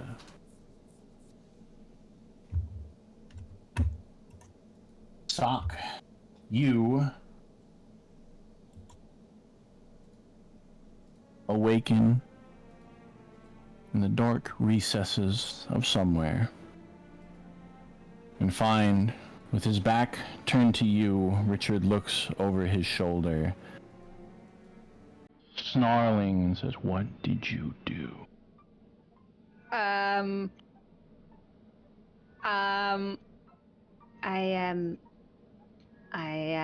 We shot myself in the foot. Richard turns around and you can see parts of him as if he were made of a statue or marble. Parts of him are cracked. Parts of him are crumbling away. He snarls as parts of his jaw fall off. He says, "What did you do?" And he points at you, and you look down and you see you are suffering from the same. The image of your soul broken, shattered in areas, crumbling away as small dust fragments pouring off of you. I don't understand. I don't know what's happening. Richard kind of raising his hand up as one finger at the knuckle falls off. He says, "We are barely holding together because of you. But I'm not going to perish. I'm not going to let us perish. But it is a gambit. It is a gambit, Sock, that I do not wish to make." And he reaches out, and as if trying to grab you, his fingers crumble away, and he's left with a stump. Give me control.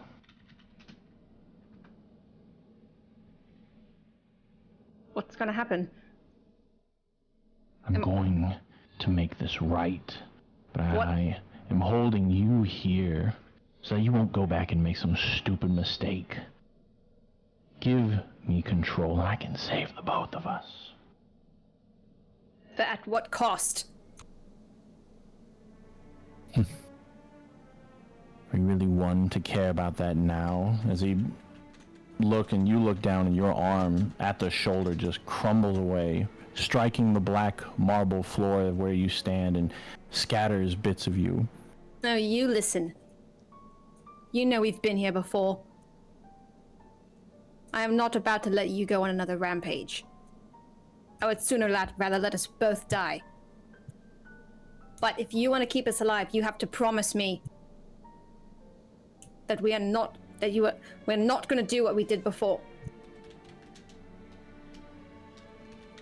Fine. We're only going to make it through this, not from wanton bloodshed, but a peculiar target. We need the life essence of that other werewolf to survive. Do you know who they are? Like who they are? Like their counterpart? I could be asking you that, Legionnaire. You think I'd be blind to it, Sock? You think I can't smell my own essence from that wolf?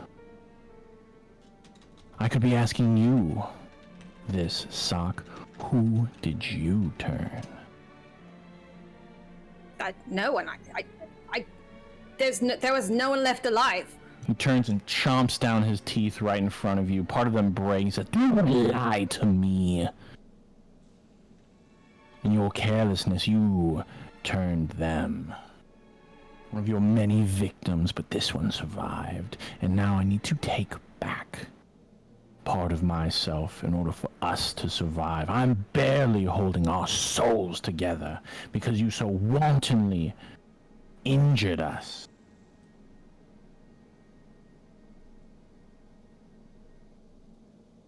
Say it. Give me control.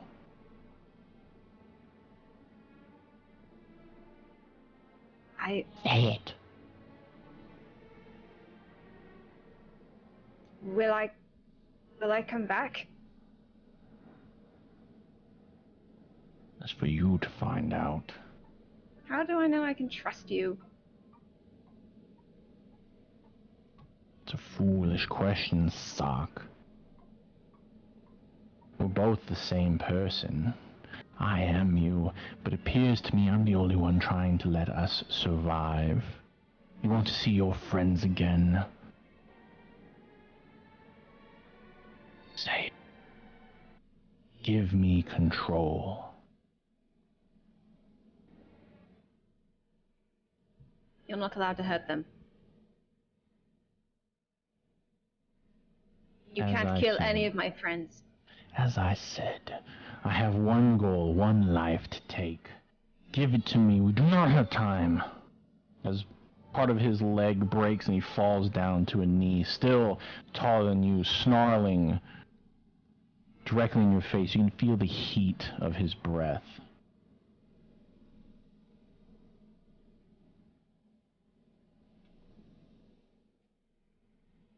Okay. Okay, what? Okay. I will give you control.